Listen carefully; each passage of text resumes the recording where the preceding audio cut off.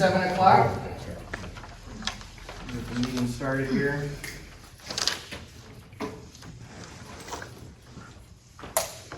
Emma, could you do roll call, please?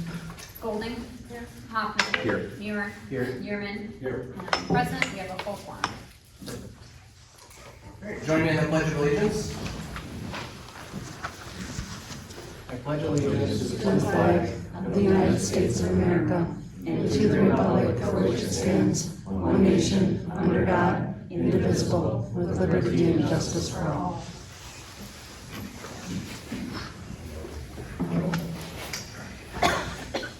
All right, first item on the agenda is the approval of the minutes, and there's two sets of minutes. The first would be from our regular meeting on July 1st, and then the election commission meeting on July 7th. And I know you've got some comments from Jen. Yeah, I sent out to the board today the suggested edits from the recreation, or the consultant that did our recreation plan had a couple minor tweaks to our public hearing section of minutes, just to make sure it was adequately captured for the DNR's requirements. Did any of you have any questions on those edits? No, I know, it looked okay. Kind of seemed like just semantics. It was, I thought, but that's fine. If that's what DNR needs, I'm happy to do it. So if nobody has any questions on those, I can make a motion to approve the minutes as amended, both sets. We got a motion, we have support. Support from Hoffman, any discussion? None? Signify by saying aye. Aye. Any opposed? No. All right.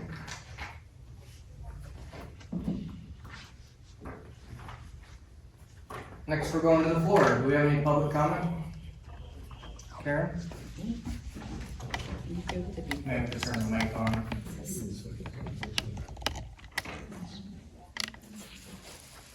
Okay. Hello? Yeah, you're on. Working? Okay. All right, Karen Dodge. I would like to express a few thoughts regarding the draft master plan presented at the past Planning Commission meeting. I appreciate the continued effort that has gone into the plan, as well as the opportunity for public input. The land use section has generated significant discussion and should not be rushed to completion. This section differed substantially from the 2020 master plan. Terms such as urban and suburban have been expanded, maps have changed, and there is a continuing emphasis on aligning with the Emmett County master plan. The question is whether the community's character, goals, and likely future are being accurately reflected. The terminology should fit the community. In a rural township of approximately 6,500 residents, many people associate terms such as urban and suburban with cities like Detroit or Chicago.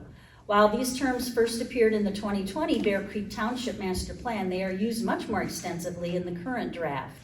At a recent Emmett County Planning Commission meeting, the Emmett County Land Use Categories chart prompted discussion because among the 5 townships listed, only Bear Creek Township included an urban core category.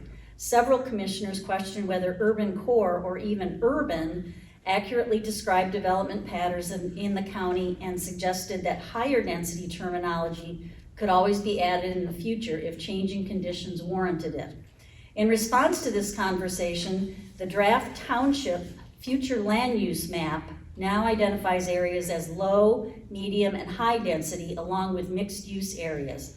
For these reasons, I believe the terms urban and suburban do not accurately reflect Bear Creek Township's existing rural character or the vision many residents have for its future and should be removed from the master plan. If that requires revisiting or eliminating the framework plan or simply changing the terminology used in that section, those options should be considered.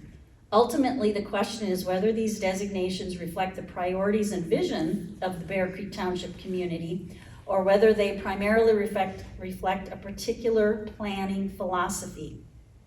The plan should be proportionate to the township's needs. I hope the Planning Commission and this board have an opportunity to review the data Tana Baldwin discussed during the recent meeting. The numbers themselves are straightforward enough for anyone to evaluate. Based on those figures alone, a projection of approximately 2,840 new housing units over 5 years for a township of about 6,500 residents would represent an unusually aggressive level of growth. Those projections deserve careful examination before they are relied upon as a foundation for future planning needs and recommendations. And I'll have to cut okay, how am I doing? Finally, this is my first experience participating in a master plan update, having been involved for approximately a year and a half. I will continue offering comments.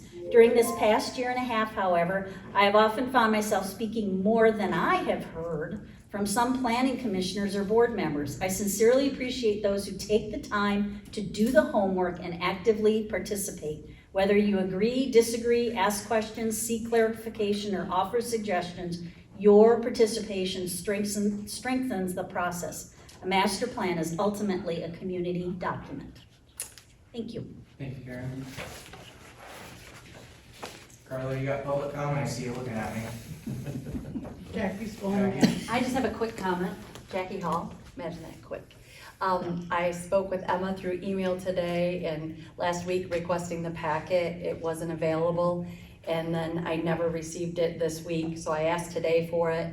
Emma said future request, I should ask Lizzie, which is fine, but can we please, as a board, just make a motion tonight to put that packet on Documents on Demand and the Planning Commission packet? That way we don't have to pester you guys. And you don't have to, we have this back and forth, can I have the packet, can I have the packet, is the packet ready? Just put the packet on Documents on Demand. And Emma said I had to ask you board to make that decision tonight, so I'm asking, thanks. Thank you, Karen.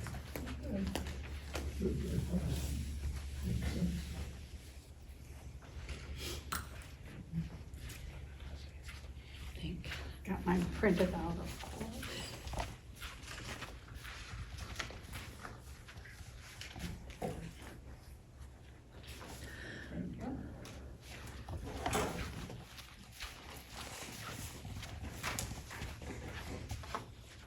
Ditto to what Jackie said. Is this on? Yep. Yeah. You know I am interested in local history, so I am going to recall a bit about the Hiawatha House situation, which is on tonight's agenda. Most of you have been involved in this Hiawatha House property from back in August of 2023. I hope by recalling this history, you will strongly think about just how consequential the decisions you make tonight are, not just for today, but for the future, because you already have made decisions that have cost us taxpayers a great deal of money. The Hiawatha property was purchased in 1991 by a family for $5,000. In April 2023, Bear Creek Township paid them $300,000 for the same property, wanting it badly because it ultimately would be used to expand the sewer station that currently was there, improve the lift station. No one disputes the possible future need.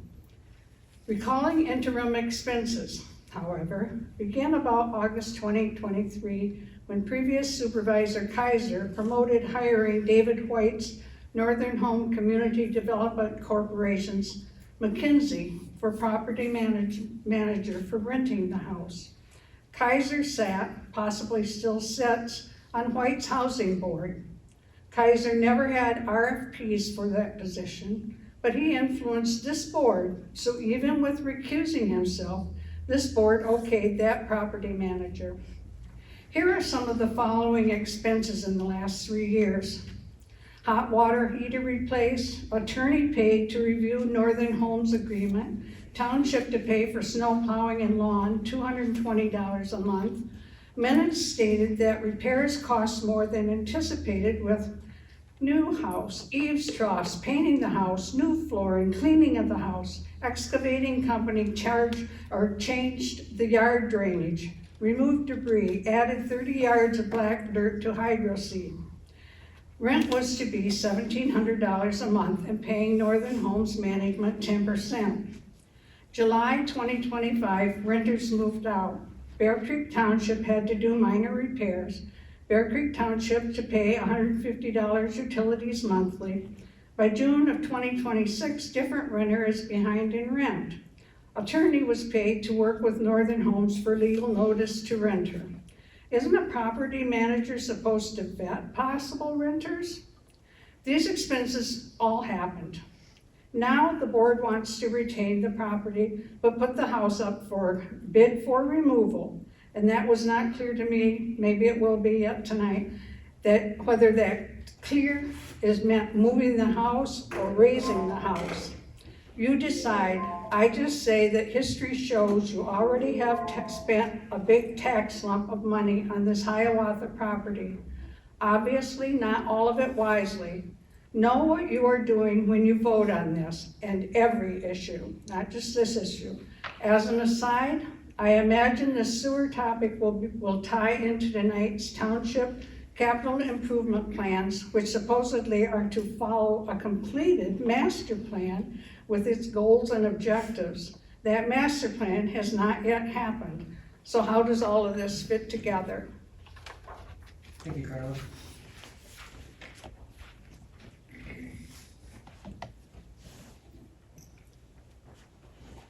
Any other public comment tonight?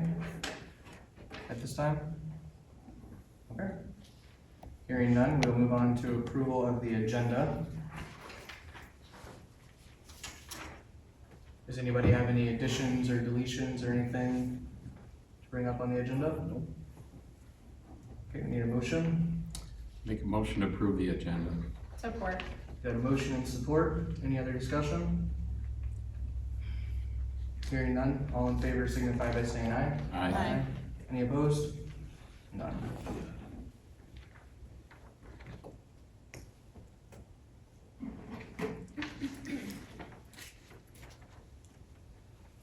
Okay, moving on to the first item on the agenda, the fire hall update. Punch list, Ireland's still been working on them. They got a lot of stuff in kind of that mid to late July as expected. So they've been out here working on items slowly but surely. They were working on some gutters, the siding from the damage from the fire truck is coming along. We got a couple pieces of communication from them regarding some other items like the snow removal, or the snow guards and such. When I talked to Sarah Lee, she thinks she's about 75% done with the list. Once she's done, then we'll go back through it and then at that point decide, you know, what still needs to be addressed. There are a couple of things here though that we gotta discuss. These two doors here require auto closers due to them being a part of a firewall. And right now we had kind of kickstop door closers on them, which have to come off. We can put a magnetic kind of a latch on them so that they can still be propped open, but in the event of like a fire alarm going off, it'll release that magnetic latch and then they will automatically shut.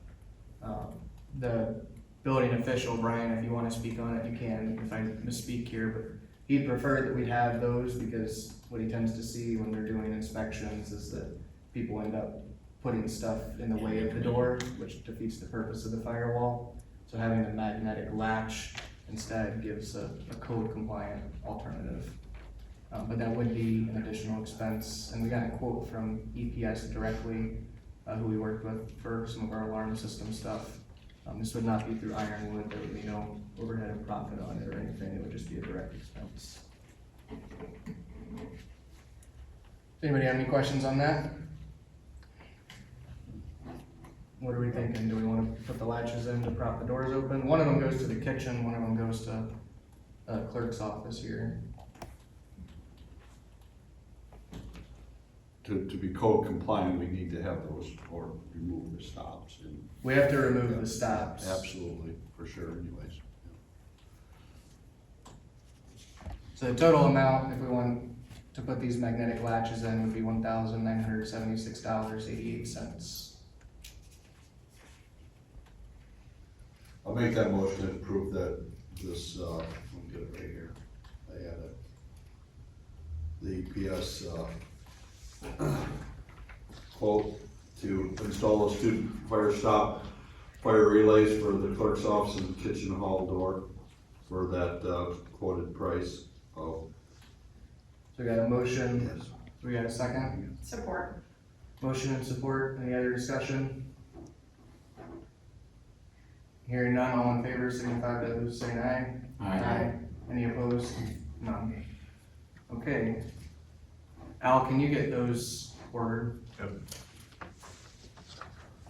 The next item is the Zoom and speakers, and just kind of a quick update here. The lead tech had to leave for family emergency, I guess, the other day.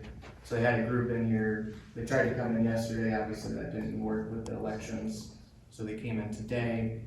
They were here from 8 a.m. to 6 p.m. basically, that's when I came down and was working. And they got the cameras installed, they got the system kind of connected, they're facing some firmware issues, they're gonna be back in tomorrow to get the company on the phone to get the rate patching software in.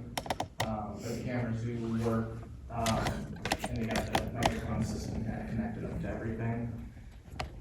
So that could possibly be done as early as tomorrow, it just depends on if they run into any other hurdles. Then the other thing is the speaker system. We talked about possibly adding speakers a while back and then decided not to at that time. And then it was discussed at the last meeting to bring a new quote back to add an additional 5 speakers. And then bring the speakers in the back closer so that they're kind of more over top of where the public sits. So I got that quote from the same company that did the rest. And to add the 5 and then to readjust the layout and then to kind of reconfigure everything on the software side of things would be $8,169.25.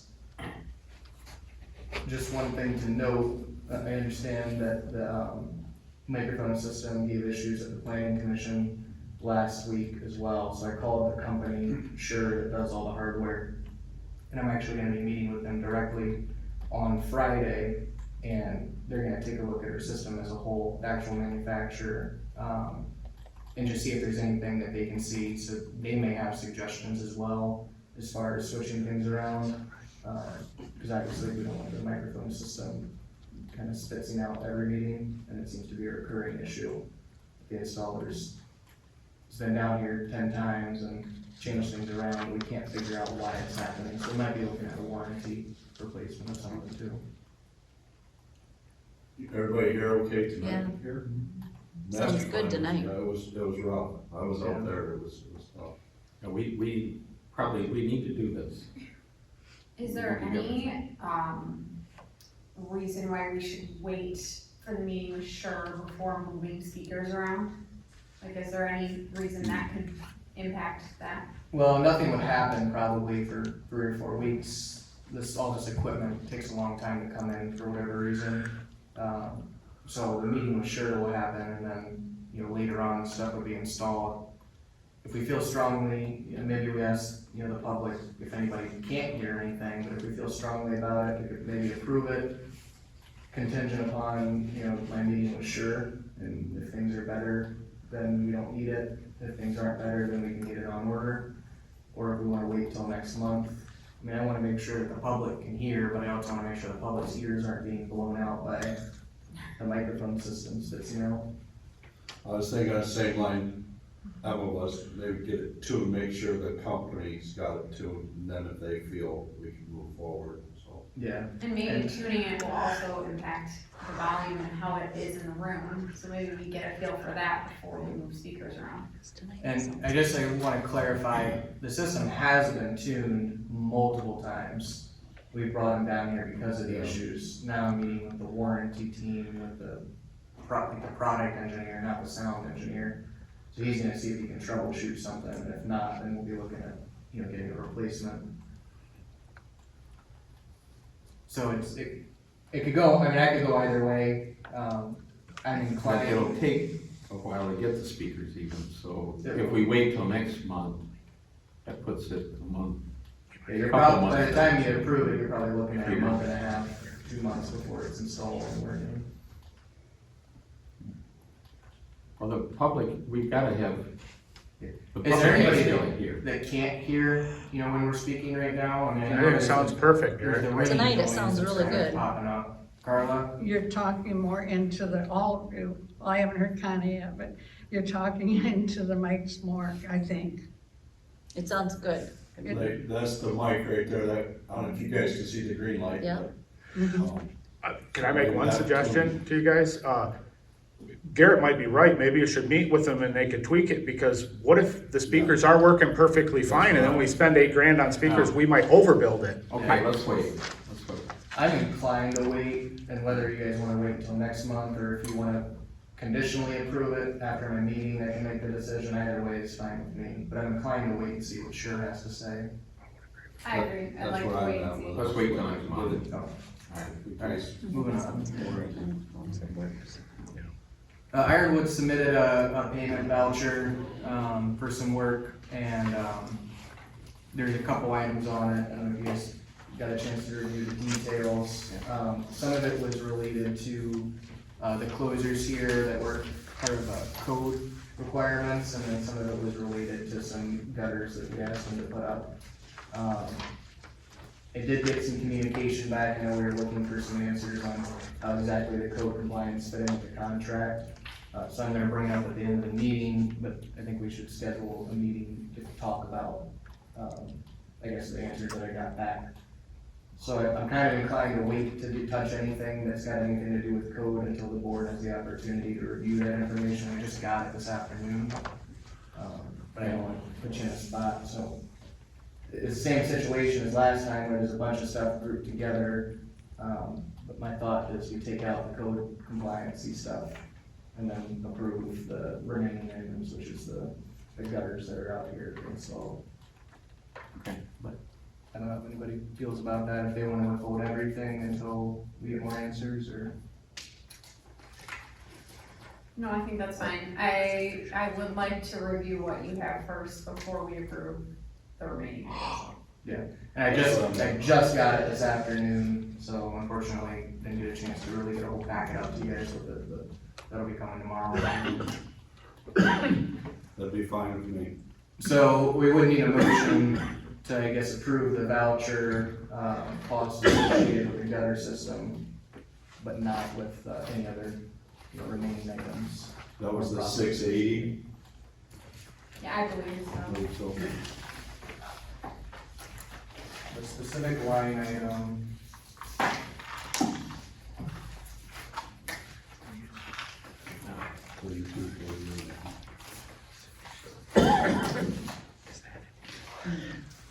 Would be 3248 on page 680.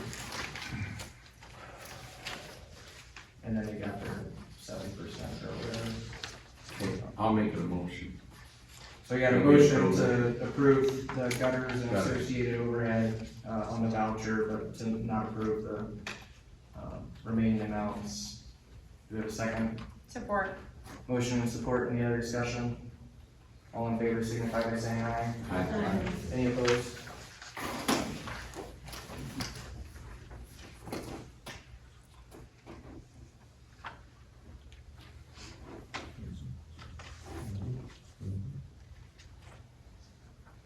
Okay.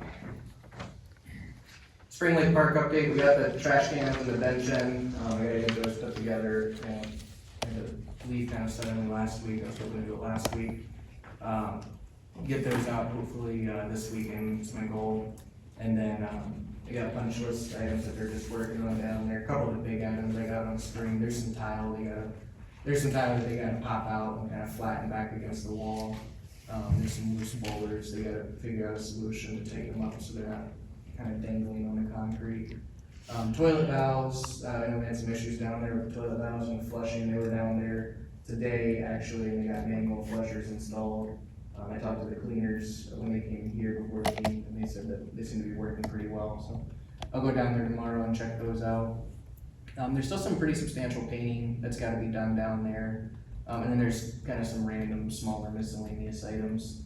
So some of the items, we're gonna keep picking at now, and some of them, like the tile, we'll wait until fall, when, the park is either hardly used or closed, so that they can close the bathroom down and set the mortar and set the grout and everything. Does anybody have any questions on Spring Lake Park? I'm good. All right, moving on to the website. This is a fun one.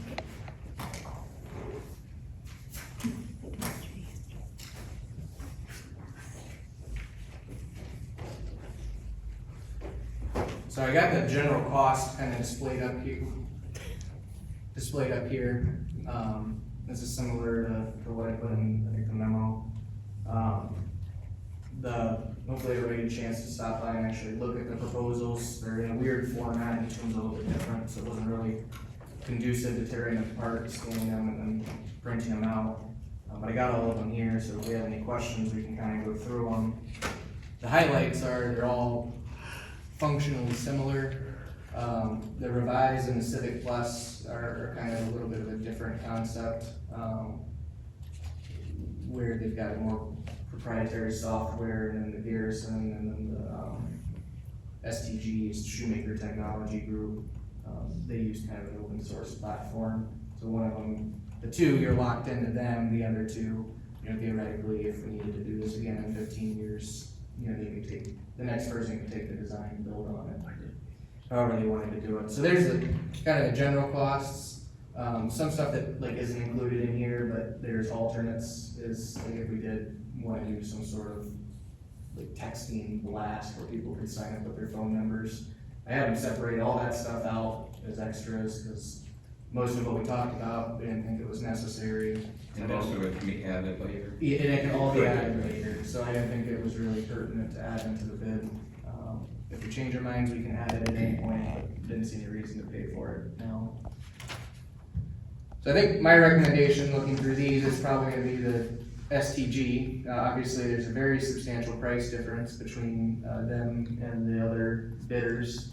I did call them, just because the price difference was so substantial, and I asked them if there was a, something in the RFP that I built that maybe I had missed, and they felt weird, or I wanted to make sure there wasn't anything that they felt like I was missing, and then they priced it down accordingly.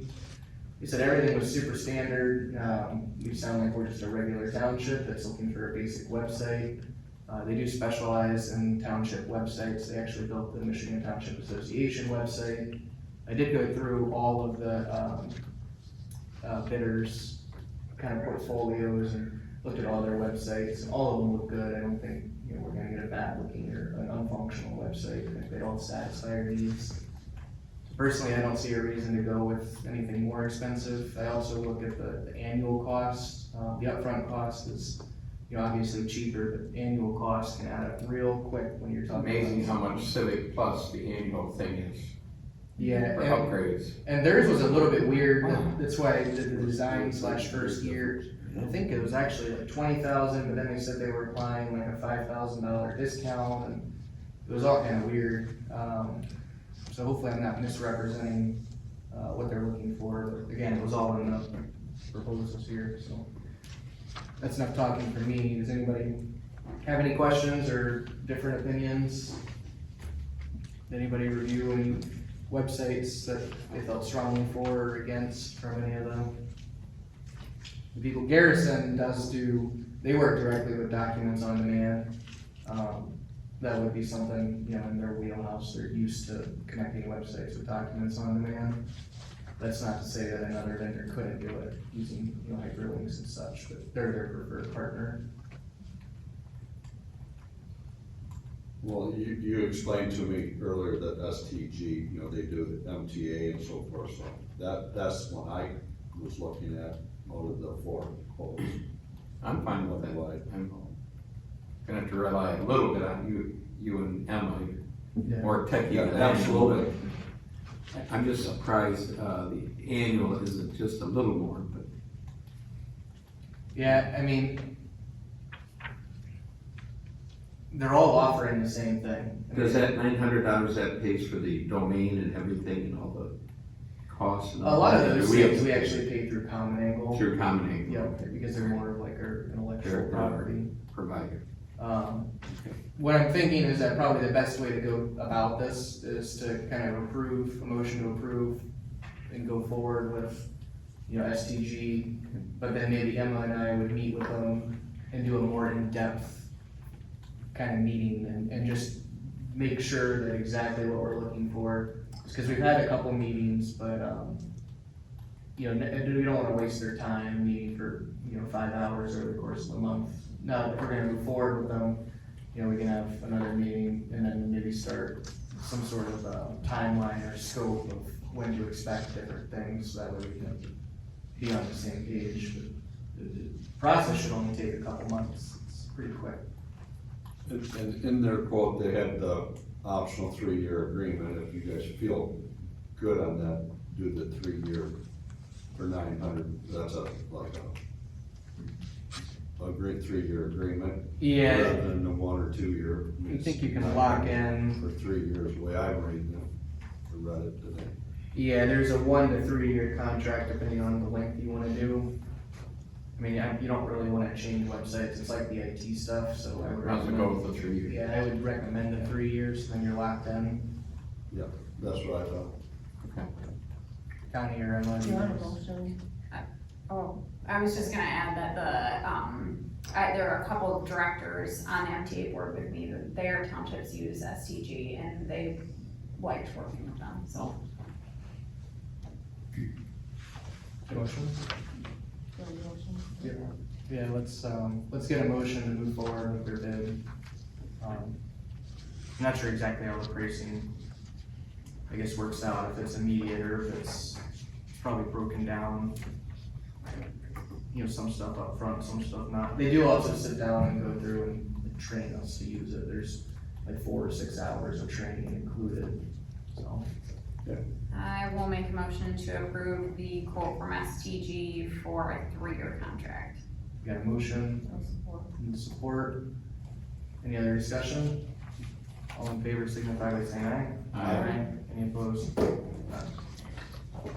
Alright, I will reach out to STG and let them know how they'd like to move forward, and I'll reach out to the others and inform them as well.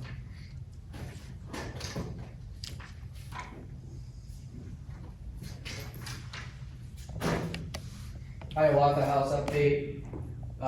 Couple things here, so there's the renters and then there's the house removal. So, to answer the question I was asked earlier about raising versus removing, I think the intention of the board and the way that I've been pursuing this was to sell the home to be removed, so that hopefully can be reused by somebody. The home is in decent condition, at least as far as I can tell.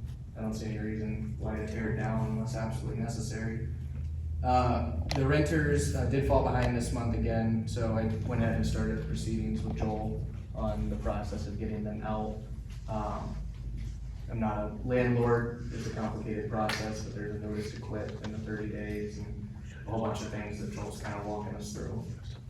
The house removal RFP itself, I was hoping to have something in here for you guys tonight, but as I got going through it, you know, obviously I'm not a house removal specialist or anything. So I started talking to some people that had been doing this, and they kind of pointed me into some directions of people to get kind of more information on how it typically goes, what we can expect, things to watch out for.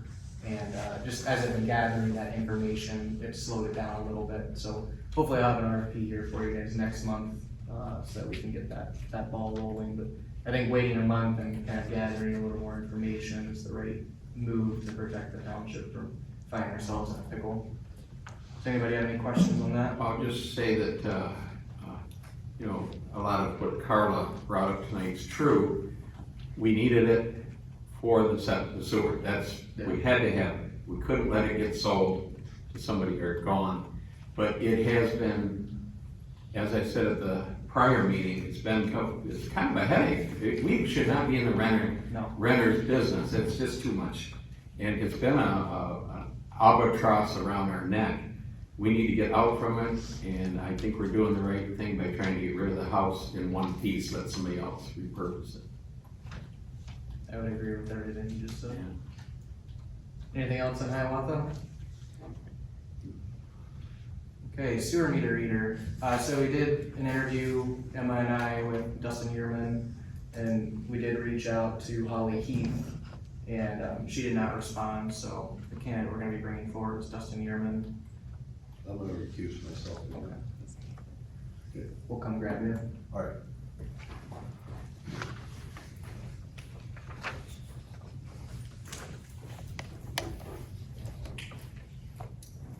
Need some Jeopardy music lined up to kill time.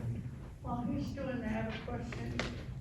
Are you able to dim these lights any, or I feel like I wanna have a cap on? We can, but then we can't see our papers in front of us. You can't do like some of them to, It's all or nothing right now. I'll wear a cap next time. I'll bring one for you. Wear some sunglasses. Good idea, thank you. So obviously, this has been on the agenda for a while now, 3 or 4 meetings, so I don't know how much the board needs to discuss, so to speak. I mean, everybody's seen Dustin's resume. We had the 2 candidates, we decided we wanted to move forward with interviewing both to give both candidates the opportunity to speak. The other candidate did not reach back out to us. We left multiple voicemails, multiple emails, so I'm not sure exactly what happened. But we did interview Dustin, and it was a good interview. He's very well spoken, and he knows what needs to be done for the job. My recommendation would be to bring him forward as the next sewer meter reader. Also knowing that, Don is done. He does not want to, he's tagged on an extra quarter for us, but he's been asking to be done for a while, so I think we do owe it to him. He's done a lot for the township to get a replacement. It is important that we have somebody understands about the readers and the meters and knows all that, and Dustin is the main. And also somebody who understands repair. Exactly, yep, the meter. So I don't know if you guys have any additional questions for Dustin. He is here tonight. Like I said, he answered all the basic questions, and it's not necessarily rocket science. It's a pretty basic, part-time, gig, repair meters, read meters. He'd be answering to me directly and then working with Lizzie. But if anybody doesn't have any other comments, then I'd make a motion to approve Dustin Yearman as our new sewer meter reader. So And I think, Don, is he gonna sit with you for 1 quarter still? Yeah. Okay, so he's not gonna be on his own. He will have at least 1 quarter. I'll support that motion. We got a motion from myself, support from Emma. Any other discussion? All in favor, signify by saying aye. Aye. Any opposed? None. Now let's grab them. Congratulations. Thank you. Now you work for 2 governments. Yeah. You got 2 targets on your back. Right.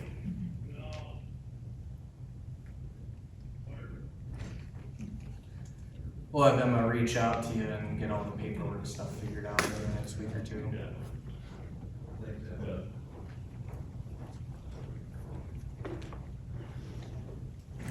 Were you lifting weights in the gym? It was. He didn't know you had put the equipment in there, and we came to set up for the election, and he's like, "Somebody's working out back there."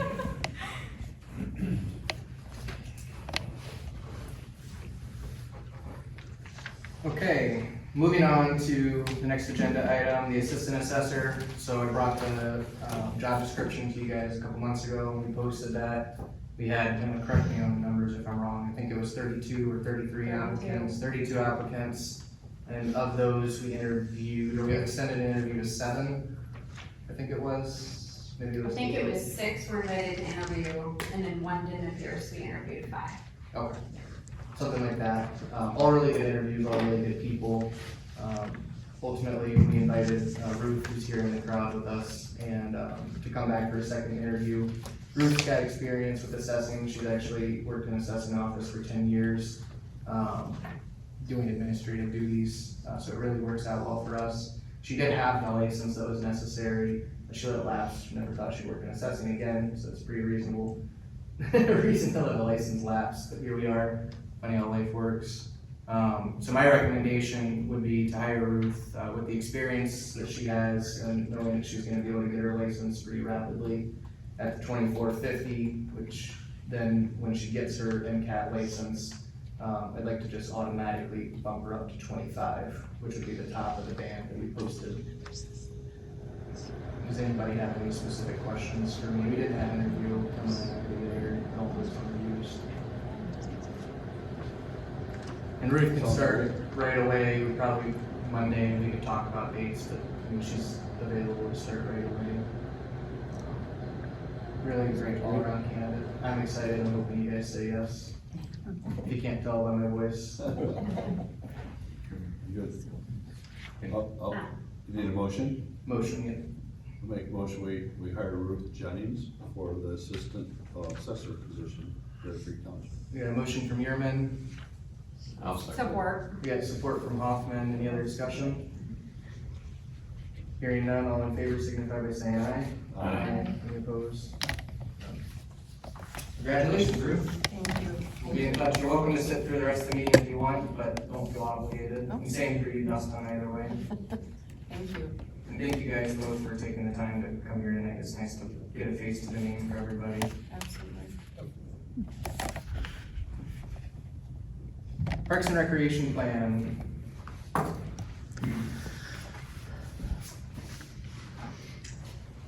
So last month, we had the Parks Plan come to us for public hearing. We heard some comments, there was some discussion at the board level, and we sent it back to Beckett and Rader, Jen, our consultant, with a couple things that we wanted to see fixed. She sent back a new plan with those things fixed. There's a couple things in here that still can't be done. We had it fill out some appendix pages, but some of it can't be done until the plan is approved, like the minutes from the approval in here until it's actually approved. So that all gets done administratively just right after, along with the submission document saying that we sent it to the DNR. So the board tonight needs to decide if we have any other discussion on this plan or if we want to approve it. I did have some spirited discussion with some residents on some of the stuff that's inside of the plan. If anybody feels we need to address items or continue working on it, now's the time to speak up. Otherwise, this is the final, say on the plan. I'm good. Tom, you got anything, Joe? I think I'm good with it. I'm all right. What is it, if we approved it, this one is today's date, or is it dated, or how do we do that? They send a new updated, so it would be the most current that they send. Yep. Yeah, so it'll be dated today. Today. And instead of being a draft, it'll be approved. Approved. Yeah, okay. Do you need a motion?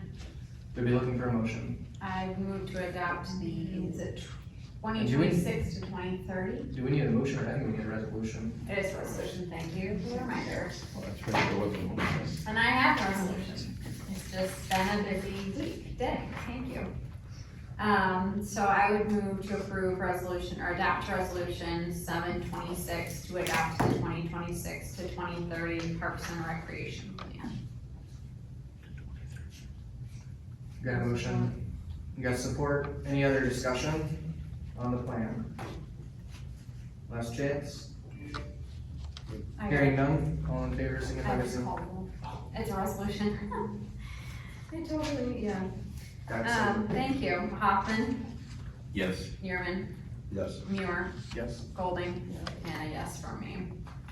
All right, that's one thing knocked off our list over the last 2 years hanging over our heads. A lot of work put in. There's a lot of work put into that. Parks Committee will be happy. Thank you for that. I even had it on my radar, just. New business, couple things here. A capital improvement plan.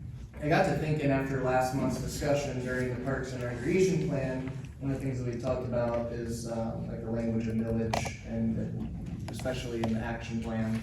And that we didn't think that it was prudent to put in the action plan to ask for a millage because we don't even know exactly what, I guess, monies we're expecting to be spent.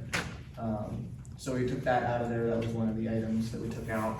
But I got to thinking, and I think that the township really needs to consider, and I've been tossing this around for a couple of years now, actually. I think the township needs to consider a formal capital improvement plan. And there was a comment earlier, this would kind of coincide with the master plan. I don't think we necessarily have to wait for the master plan to explicitly be done to start this, because I think a lot of the front end work would be the accountant consultant going through a history of her finances, and that's gonna take quite a bit of time. So what this would be is the big things that, we expect to spend monies on, that we know we're gonna spend monies on, and then also separately, the things that we think we may want to spend monies on. So we know that we're gonna have fire trucks over the next 20 years that we're gonna have to spend money on. We know that we're gonna have, large maintenance items with the parks and the buildings. There's all sorts of different assets that require, cost. The sewer that was brought up, that's something that, every time a pump goes out, money has to be spent to fix it. I think this would help give us a guiding path, especially when it comes to us building our budget, to know kind of better what to expect is coming. There's two kind of tiers to this in talking to Maynard Custarian, who's the one that did our kind of study on the building department and our overall financial health. There's a broad spectrum capital improvement plan, and then you can get more detailed where about halfway through the process, you hire like a consulting, like an engineering consulting firm of some kind, and they go around and they actually take explicit inventory of every single like maintenance item possible, roofs, siding, seal coating, parking lot repair, basically anything that the township could expect to spend money on, and they include that in the capital improvement plan. That is not included with this quote. The $7,750 would just be for kind of like the broad spectrum plan. So that's an option that we can discuss at a later time if we wanted to move forward with that, if we want to move forward with this. I'd like to start this if the board is interested in moving forward with it. I'd like to start this early. I know we're kind of far away from budget time, but we know all too well, how fast these months go. It would be nice to be able to actually use this when we get to budget time. I think we owe it to ourselves and all of our residents to kind of have these bumper car rails of, what expectations there are coming up, so everybody's on the same page. But that's my 2 cents. If anybody's got anything they want to add or feel differently. I certainly would support the idea. I think, not only the bumper rails is a really good analogy, but it's also the fact that we've invested public dollars in all of this infrastructure, and so we have to protect it. If we wait until something is an emergency or falling apart, the cost to repair that is significantly higher. Versus if we have a plan and we're staying on top of things, yes, it helps with budgeting, but it also helps protect the assets that we have. It protects the taxpayer dollars and the investments we've made in these items, so I'd definitely be in support. And while I do think we should get started on some of these things, because I know it's gonna take them time to get something forward, I think we should also wait to bring it to the planning commission until after the master plan is done. Just to, They've got enough. they've got a lot on their plate right now, and obviously, they're in the middle of the most important part of the master plan, arguably. I don't wanna work in a 4-hour meeting adding this into it, because nobody does good work at hour 4. But I can't remember if it was in there or not, but that gives us like 1 or 2 meetings with them, the price or? yeah, All there. there's a couple meetings that's included. Certainly there will be a lot of back and forth. Probably, honestly, there'll be more work for For Emma. and Connie. My guess is that it'll be kind of almost like a quasi audit in the beginning. They're gonna be asking for, how much we have spent on things in the past, when we spent it, so that they know, if you got a truck that's coming up, what did you just spend on a truck, so they can better quantify those things.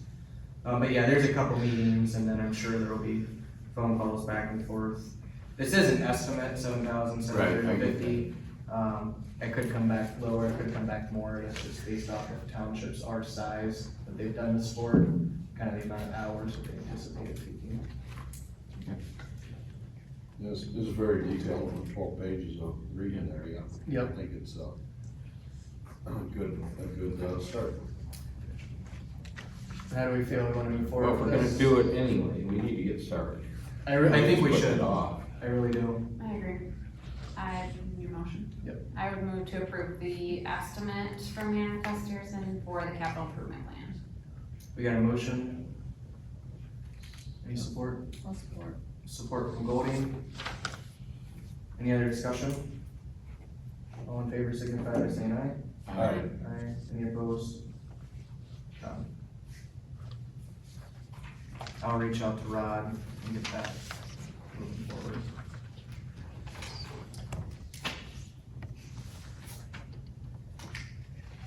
All right, next up is the Pazer road rating. we got from the county. I just want to preface the conversation, I don't necessarily want to get into picking and choosing roads right now. We have time, and oftentimes, part of our October meeting with the road commission is kind of bouncing ideas back and forth. It's nicer when we make a decision early on though, because as we saw last year, compared to previous years, making those early decisions really help with costs, getting bids out right away instead of at the last second. So I wanted to put this on the agenda just to share and so the audience can see and everything. But also if the board does have any roads or concepts that they feel strongly about, that we all know, so we can all take the time to go out and look at them from that lens and come back to, a farther meeting with a discussion of really deciding how much and where we want to spend road dollars. A couple things I got up here. So this is the reporting percentage overall. So this is paved roads. It doesn't include gravel or seasonal.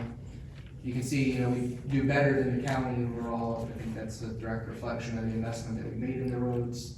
40% of the county is a 3 and below, or 4 and below rating, and only 31% of the township, and then each number, so on and so forth. We're doing better than the county overall.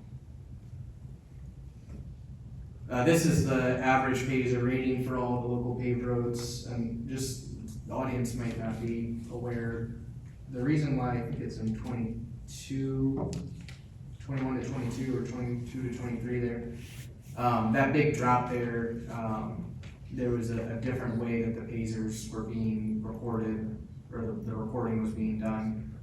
And essentially, previously, whenever there was crack sealing, it increased the road quality, so to speak. But the way that they're being reported now is that even if there's crack sealing, that crack still exists underneath the ceiling. And so the road is being dinged for having the cracks, which is why, we went from an average rating of 7.8 to a 5.5. So since then, we kind of seem to have steadied out, a little bit up, a little bit down, a little bit up. But this is just an image kind of all the roads that zoom in. Zoom in on here. I don't know if you can really see that. That's just an example, and it should be, I think, in the packet too. Can you guys follow along in the packet? It's a little easier. Just so everybody can kind of see, where the rough roads are. My general thoughts on this is that, if we're gonna spend money, we should be looking at the roads that are in the worst shape, bring those up to standards. So I prefer to look at the, roads that are in the red, but I'm open to suggestions. I've been in the meetings, I know the township has historically tried to remove gravel roads, where it made sense and pave them. I know you guys have done a lot of work on that previously. I don't know if that's still your intentions, but I just wanted to kind of open up the discussion, broad strokes. If anybody has some strong feelings anywhere. Well, I went through it a couple times, we should concentrate on the 5s and below, 3s and 2s, roads that need attention to get those, but we're standing, like you said, we're 70%, 30% are below that 5 rating, so we're doing good at getting our roads to snuff. I think we've invested good monies, and we should continue to invest in that. On this one is the reds to yellow roads there. See what I'm saying? But the yellow, like River Road is a county primary road, I believe, right? Yeah. That they It's a county highway. So is Mitchell in a way, right? Yeah. Yep, they both We're concentrating the reds and the greens. And I think if we spend money on roads, we should be spending it on our local. Oh, roads, absolutely. county roads, Yeah, county roads to absolutely. be. So. And we've, in the past, kind of, because of mobilization, they're putting in on that now, so we should try to, if we're not so much picking and choosing, but look and try to concentrate on an area where the mobilization may work, where we could do a couple, 3 in one portion of our township and 2 or 3. Depends on how many dollars we have. And a lot of these, I was looking at, some of them are you know, a 2/10 of a mile, 3/10 of a mile. And we could do some lots of fixing, some of them are a quarter of a mile, so we could pick and choose and get a lot of those up to a standard that are, per se, low impact, that get them up, that the dollars well spent, and then we can do bigger projects at a later date, you know. We get some of the little ones done, so, just a thought. The other thing I'm just thinking as I'm looking at this, I would assume because this line is in here, you know, US 131 here is marked as red, poor condition, and obviously, you know, that's a highway. Yeah, I'm guessing that that's being deemed against us, even though we got nothing to do with it. yeah, I kind of went more through the, Yeah. you know, the road names itself, and as I've been driving around in the township, I'm kind of looking to see what they look like, you know, and then in my mind here. But to your point, that may be affecting our rating, even though we don't oversee Right. those roads. We might have even a higher rating, but, and when the public comment comes around, if anybody feels strongly, certainly speak up and share your mind. Well, Cedar Valley needs a lot of drainage and stuff and work to it, really does, because it washes out so bad in some of that section. That might be something, but that's gonna be kind of an expensive road. Yep. They're all kind of expensive. Yeah, these it's days. expensive, Joe. I know, but it's probably needed. Was anybody else got kind of broad strokes, and should, as a board, are we looking at the kind of the 2s, the 3s, the 4s, is that general kind of consensus? Yeah. I think so. Is that, everybody's kind of thinking the same thing? Okay.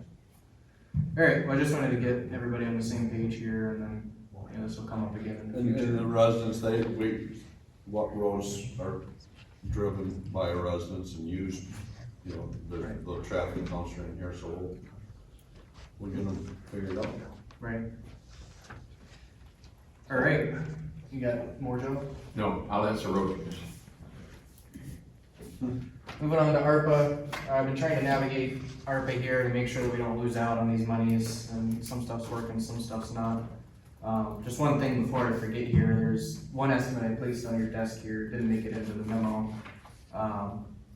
This is from Access Locksmithing. This is for, adding 2 keypad locks. Right now, there's a couple fob locks where if somebody doesn't have their keys, or say they use a spouse's car, or they're in a rental car or something, they can't get into the office. So adding a keypad lock will let them, you know, key in, or if they leave their keys in their office and step outside. So this is something that would qualify for ARPA, and I guess just a reminder, you know, the ARPA monies, you know, they're free money from the state and from the counties that we got, but they have to be used for specific things. You know, they're not supposed to be used for electricity bills, they're supposed to be used for general improvements and stuff of the nature. And then they had to be allocated, and they all got allocated, I don't know, was it January or December last year? The deadline to allocate was December of 2024, and I believe we allocated throughout, but I think Yeah. we did our last allocation in the September-ish range. So everything got allocated, we can't change what things are allocated now, unfortunately. So we're kinda locked into the township offices, and then the, Sewer. I saw you looking over there, Tom. The township offices and then the sewer. So the offices is $54,740 remaining in the allocation. So this, to add these 2 keypads, make it easier to get into the offices. I'm gonna recuse on Yeah. the vote here. Okay. Myself again. Take my water this time. Al, you'll know where to find me. Working out.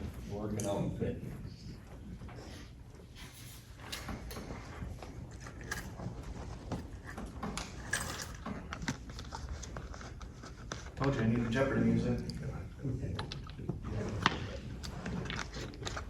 I can hear you back there, it's good. You're not back here.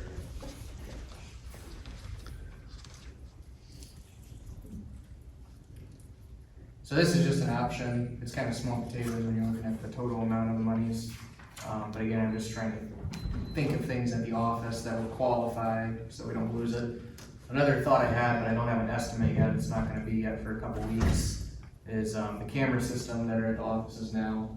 You know, there's blind spots, they're old, you can't read license plates from people that are coming in, so if somebody vandalized the building or something, you wouldn't be able to really tell who it is. You know, people do trade-offs of their kids on the weekend at the Township building. And we have gotten requests for footage, and, you know, sometimes we can turn it over and sometimes we can't, you know, to law enforcement. So that's another thing that we could do, is update the camera systems up there, so that everything's better captured and that it's got a, higher quality. And then it would tie into the same cameras here, but I don't have a quote for that tonight. And I'm open to other ideas, you know, we got $54,740 here. And I guess there's in the memo here, but we talked about doing the Bluebird, you know, having them do the architect drawings for the, construction. And they're working on those, and they got the basic stuff back to me here, but, they do not anticipate us being able to get this construction complete before the end of the year. And the money has to be spent, it can't just be partially, you know, allocated, you know, we are spending on this project, it has to be out of our bank account completely. They said the only thing that they would expect us, if we could get it done by the end of the year, but he said we're probably gonna end up paying 1.5 to 2 times more because you're gonna be fighting everybody's end of the year schedules. So their recommendation is to budget it out for next year and then find a different use for the ARPA money for this year. We can still use the ARPA for his architect. Correct. Just not for the construction. Correct, it's the construction, and you don't, you know, you can get on somebody's books and everything to do things, but you don't wanna pay them until the work is done, and if the work's not done by December 31st, Yeah, it well, wouldn't be. now you've lost it, so.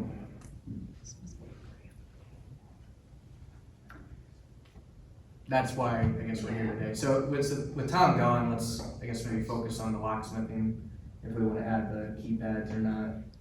Okay. They're not, it's not like a 100% necessary kind of thing, but it definitely helps with the quality of life at the office. You know, people do lock themselves out all the time. As another option, I just wanted to provide it for the board as an opportunity.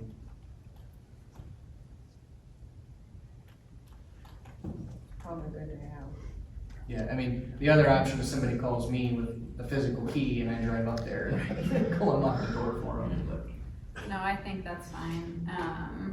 And then I guess I'll just note that if we approve it, part of the motion has to be to use our dollars, for it. And I actually, when we started talking about Bluebird, I gotta go back and look because I gotta see in our motion there if we actually approved using our dollars.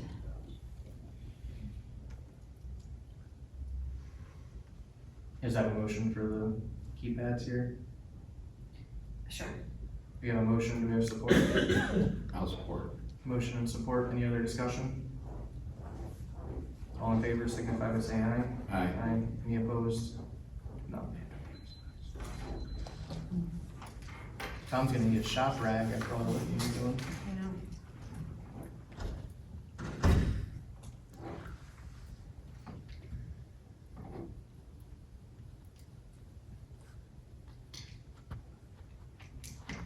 We did, okay, I just checked. See, I'm pretty sure I remember you specifically Yeah, calling I out. did call out ARPA ones in that motion.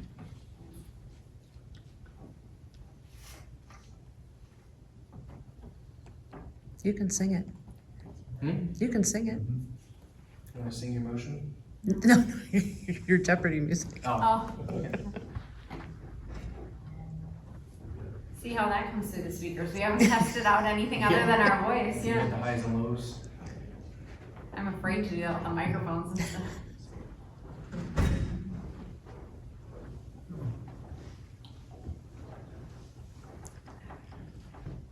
I don't know, Brian.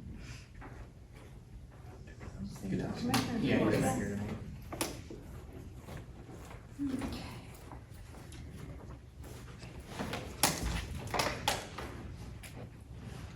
Back. Okay.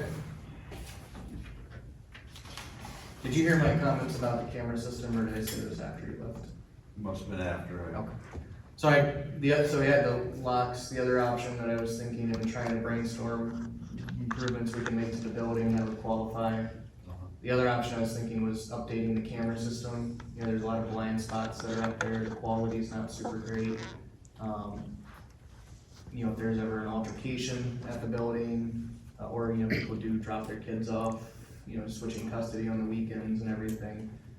People expect kind of the township to be a safe place to do so. We don't necessarily have a security system to, you know, back up those situations.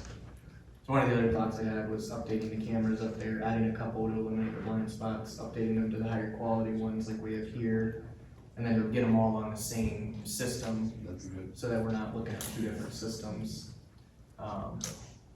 And they can be remotely looked at, so if, you know, I get a call saying, hey, somebody's breaking in or something, I can open it up right away and say, oh, no, it's just Emma, you know, getting her laptop or something. Emma sneaking in the Before calling building. the police on her. I don't have a quote for that tonight, that's one of the options I was thinking, but I'm open to other suggestions by the board, again, ARPA. Now, we based on can't- Improvements. We can't use it for anything that's like computers and physical you can remove, right? Is that part of the stipulation or? Well, the allocation is for the township, it's for the township building. The building Yeah, itself. so I probably wouldn't qualify. Yeah.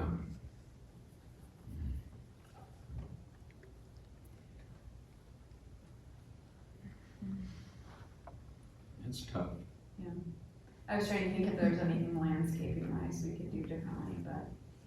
One other thing that was brought to my attention is possibly we're gonna start to get traffic through here. We talked about a gate someday. Yeah. Oh, that's right. That might be something. The brought to my allocation attention. is, we can talk about that, the allocation is for that building That up there, building, though, gotcha. so. Okay. Okay. Well, if you guys think of anything, let me know, I don't know, I don't have a frame of reference really what to expect, the quote for the camera system to come back. I do know that it could be installed this, it would be done this year, so I know it would meet the deadlines, but I would hope to God that it's not $54,000, so there's gonna be more money that we would need to still spend or lose. We'll get it. and Well, it'll be come back about- to us. It'll be about 40, because that'll be after marks. Oh, the The 54 is 54 is Marks. before Bluebirds, so you'll have Bluebirds, Okay. what was it, 13,500, I think? And then this 1,000 and this 1,500, so yeah, you'll have 40 left.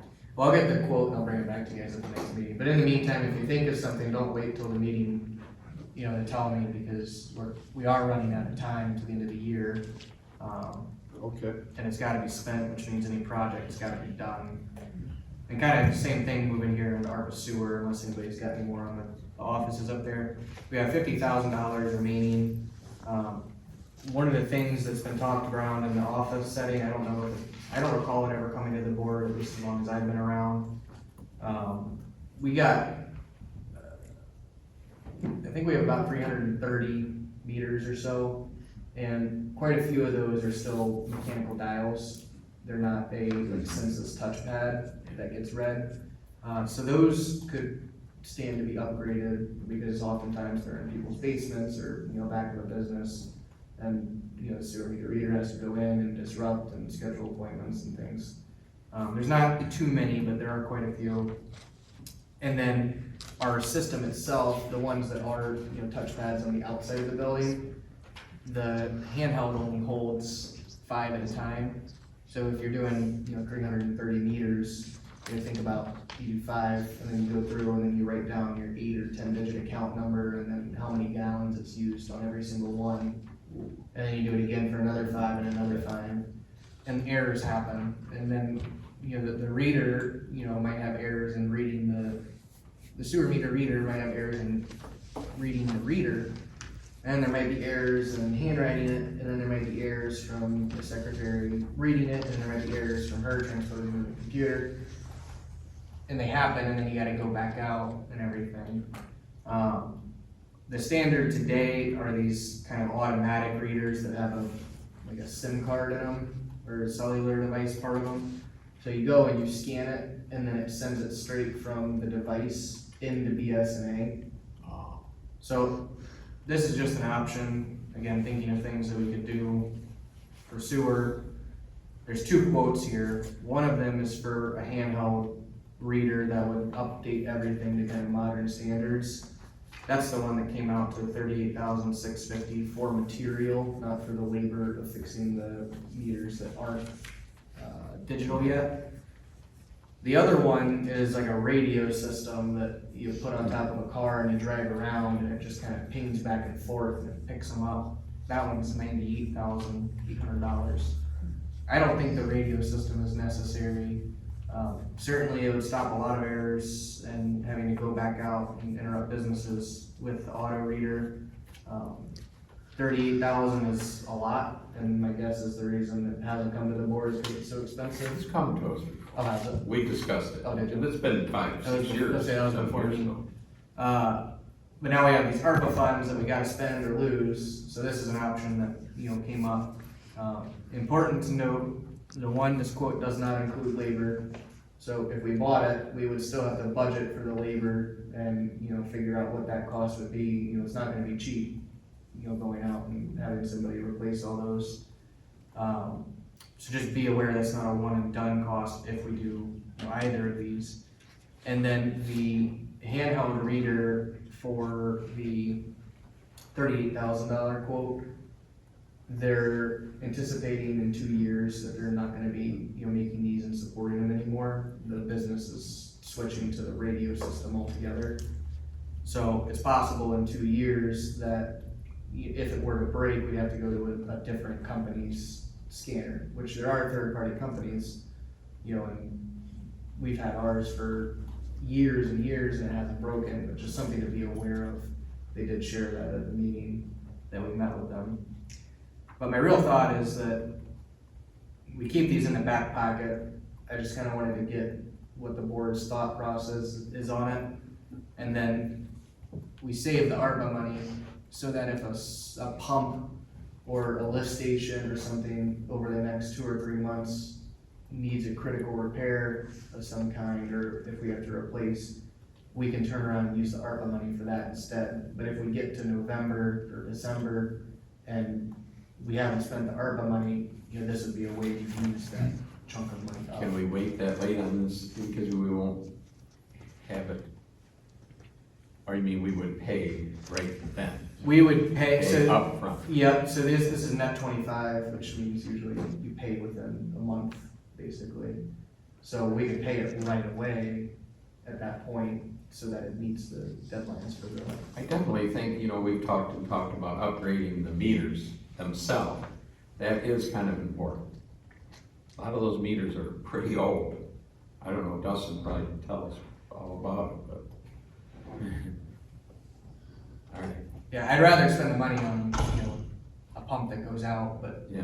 I don't get to decide when things break, so if nothing breaks before the end of the year, I don't wanna throw away the $50,000 either. Look at it about December 1 Yeah, on this. but if the board's not interested, I just need to know so that I can figure out something else to have in our back pocket, or if the board has another, idea. So there's no approval or anything for this tonight. Mines can be changed, but I just wanna know if I should look for another option, or if this is a good kind of back pocket item. We don't really know how many meters need to be upgraded, do we? Or do we? And probably not. But, so to come up with a price for that, it's kind of difficult, isn't it? I can tell you 57. 57 need to be upgraded? Yeah, that's how many touchpads that we have in here. So there's 57 that have a dial. Okay. So at a minimum, if we got down to December 1st, we could, if we knew how much it was gonna cost, labor-wise, that stuff would be the cost. But the meters themselves, Yeah, we would have to buy. But if we hang on to this in our back pocket, Yes. yeah, we're probably not going to get labor incorporated in the Incorporated. ARPA funds, because it's gonna take, more than a month to get a quote. Right. And, or maybe At nothing minimum, would do we it. could This buy would be a them, pretty big so. project compared to Yeah. the standard job. We could buy the 57, Wow. we'd have to pay for it. Well, this is the equipment cost is Is paid for, paid so for. we have some labor, that's. I like the idea of keeping it as a backup. My only thought is I don't wanna run out and have $12,000 or 11 and change remaining. So if we did it early enough, like not all of them would have to be changed over, but enough that we could use, cause if we end up going with the 38 and we have money left, a portion of it could go to labor if a portion of them were done at the end of the year. And I can bring it back in October, and then we can discuss if we wanna decide then, or if we wanna wait till November. I don't think we got. I just don't wanna end up in a situation where we approve the 38 in December and then now we're left stuck with this 11. But are we gonna back out Bluebird and the closures, and get us 40? Those are two different, so we've got 54 left for the township hall, or offices, excuse me. Well, I'm And sorry, then 50 separate. left We got for it sewer. separate. So that's my concern, is if we have 50 left for Sewer. sewer, what's gonna be the difference? So if we at least had it early enough that's, I mean, not even all the labor, but some of them could be replaced at the end of the Sure. year. 11,000-ish worth. That way we could use ARPA toward that too. Get somewhat of a contract price per meter so we can Yeah. check in on it, keep that in our pockets. Do you want me to bring the cheaper one back in October with some labor cost ideas? I would say. That's not. Is that I think so. the direction? Replacing those meters might be important, because otherwise we're just gonna have to do it the next 2 years or so. We know we have to do it.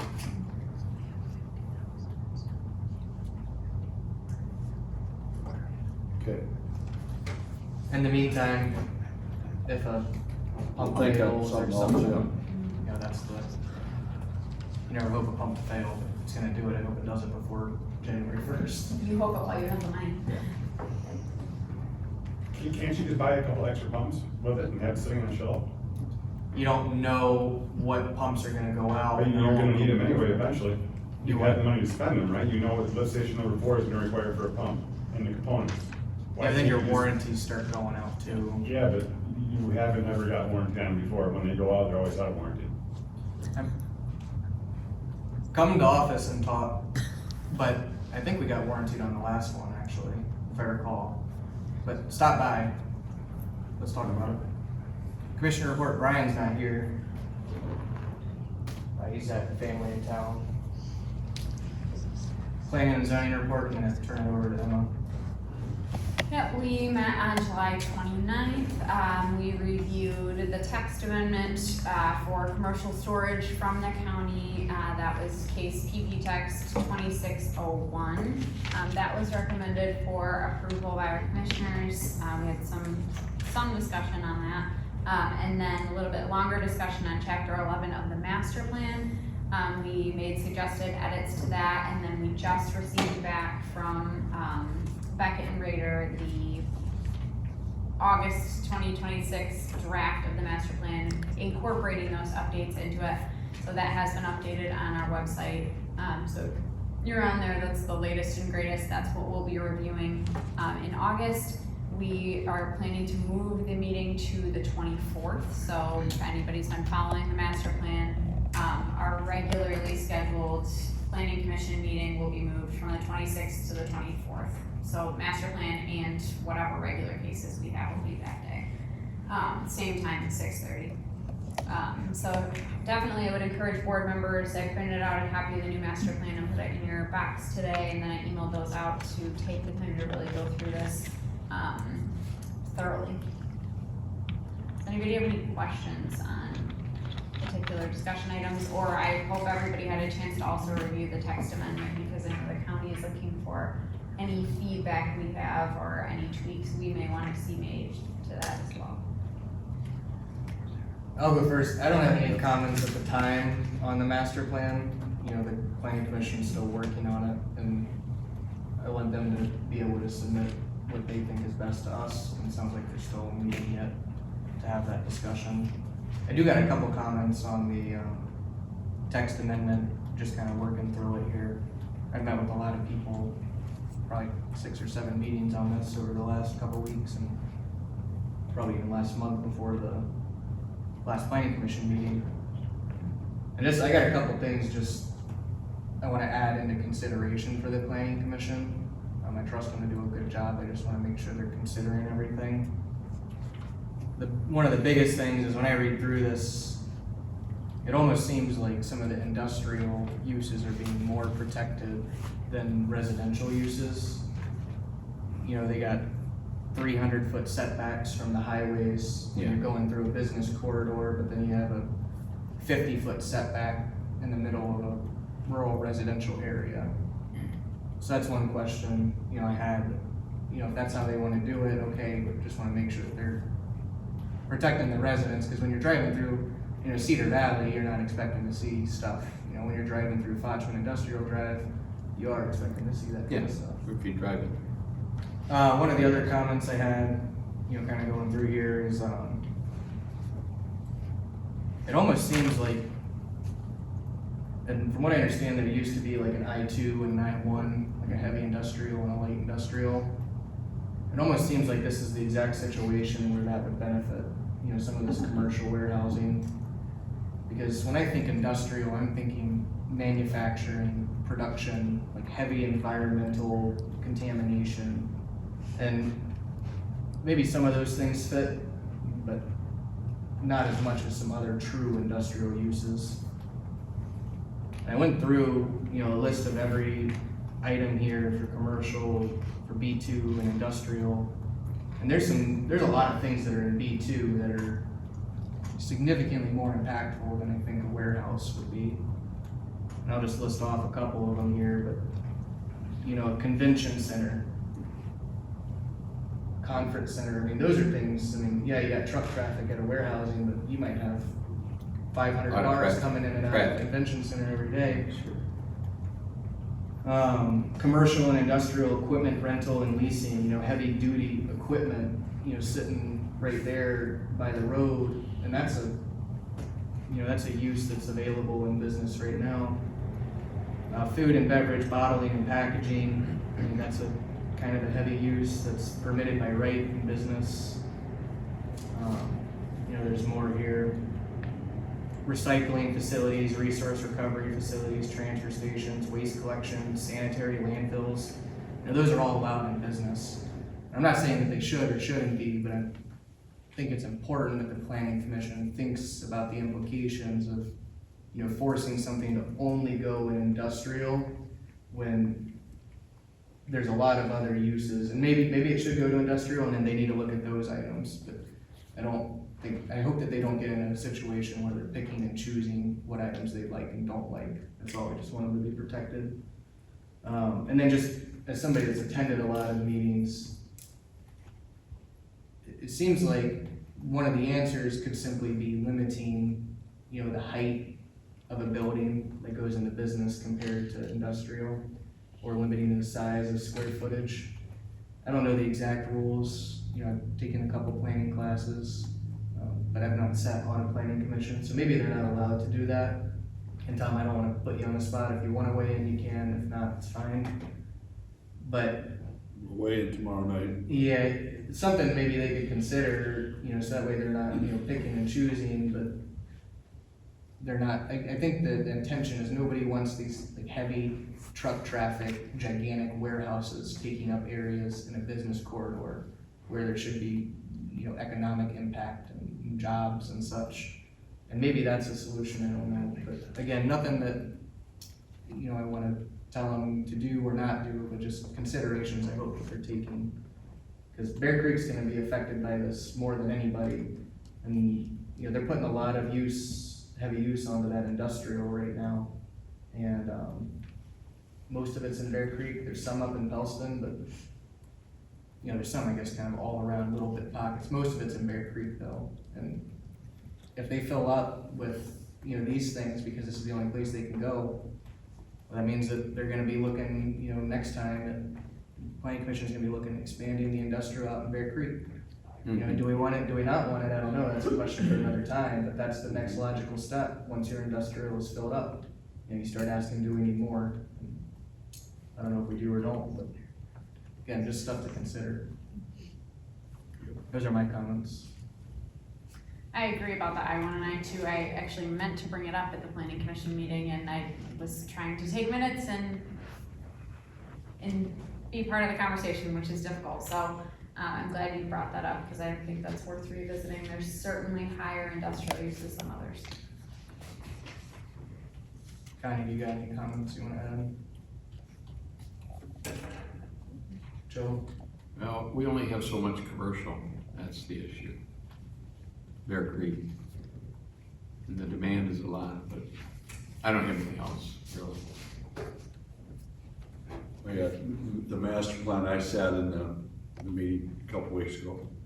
I guess it's been that long. I quick looked at I didn't get a chance to pick up the packet you printed, but I got online and looked at the future land use. That's what we talked about a lot that night. And on that, some of the guiding principles were changed. Like I believe if I got the right page, the cornerstone on the housing, it was talked about in the building blocks on that, on the TIFs and MISTA housing and those increments. That's kind of all been condensed to one paragraph like was talked about that night, and I'd like to see that. So that I think it states, you say I don't have it in front of me, I quick read it online, went to that page, and it's got that will invite plans or housing plans rather than specifically laying out these 3 paragraphs or 4 paragraphs. So I like to see that. They're getting in the future land use, that graph bar, the color hasn't been changed yet too, so maybe that's something to do. They have to do some digital work there, but on the high density. And then also on that, our planning commission is doing a good job on that, but this chapter is really, really important. I mean, the whole document, but 11 is a huge future land use that needs to really be looked at. We as board members should really be studying on this and looking at the maps and what we need, what we don't need, and what our future holds. And the graph I thought was really important as far as what our residents put in there for the uses, you know, what we were looking at in that survey. The high density, medium density, low density, those are all real important. The map, in my opinion, they moved it up. We had that joint meeting. He's kind of condensed that to the north side and squished it, kind of hugged Petoskey a little bit more. But I think it should be hugged tighter to Petoskey, the city limits. And I kind of like defined lines, road lines, so that we don't get into something at a later date, across the road here, or splitting properties. We can, you know, I know the zoning map overlays, this overlays the zoning map with Emmett County, but if we can define it, it's our plan, we make the plan. So that's some comments I have on the master plan. Really important, and I think Mitch is doing a good job trying to direct the planning commission to study this document. The commercial storage use, good points, Garrett. We've got lots of stuff, there's lots of stuff came in today for tomorrow night, so there'll be a discussion tomorrow night at the county level, so we'll see where it goes. Was there Points any, well taken. was there any discussion about wanting to do another joint meeting or anything? I don't know. I don't believe so. I don't believe. I don't believe so. But I it think the next might step- end that way, and I shouldn't say end, they end up having one that way, I don't know. Those are what I wait on. I think if the 24th, it's gonna be a big meeting and should be involved with it. Leave it at that. In the future land use, in the overlay of the, drawing a blank on it right now, framework plan, they have to kind of coincide somewhat, you know, but, and possibly get a zoning overlay map from the county and overlay it somehow on top of that future land use, so we can designate some lines. That's my thought on it. So we don't have an instance, so it said counties, and the county's trying to overlay it with ours, you know, so that one document will look the same. But we as Bear Creek Township, if we don't foresee or don't have to totally line those lines together, in my opinion. As far as our township, we're planning it, and, we set another zoning, follow that zoning map, the B1s, B2s. R1, R2s, farm forest, all those, kind of try to, as it stated, it's real important to our township residents to protect our farm rural community. That was a big one or two on the list there, survey. Yeah, rural community view sheds. Yep. A lot of those were top of the list. I think people understand where I'm coming from, that's where I'm at. That's what I had on the master plan. Thank you. Our plan is zoning, but the meeting was very well. Audience did a good job, board members thought did a good job, and so, yeah, it was productive. Good. Any other discussion on this? Fire department. Do we need any kind of recommending motion for the text amendment for tomorrow night's meeting? What have you guys done historically? I don't know. I guess. Yeah, typically we make a motion. What does everybody agree with? I guess my comments, I don't wanna make a motion. I did like People your don't comments. agree with. Yeah. No, I like what you have to say. Wanna make a motion? I'll make a motion that we, send the county our minutes tonight on the text amendment as our, as feedback. Recommendations for consideration. Got a motion? Second? So I'm just confirming, we're not recommending or denying. We're not. We're not just making any kind of feedback. recommendation, we're just providing comments, is that correct? Comments, feedback. Comments of. I would I support trust that they're doing a good job, I just wanna make sure that they're considering everything. Okay, I would support that. Got a motion and support, any other discussion? All in favor signify by saying aye. Aye. Any opposed? None. Motion passes. Fire department.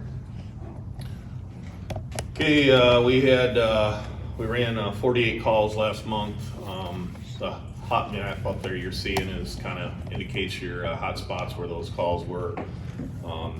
We did have, out of those calls, 54% of those calls were non-emergency calls, which consist of false alarms, accidental trips, good intent, CO alarms. We did have a lot of those going off with a high humidity, which caused a lot of false alarms coming in.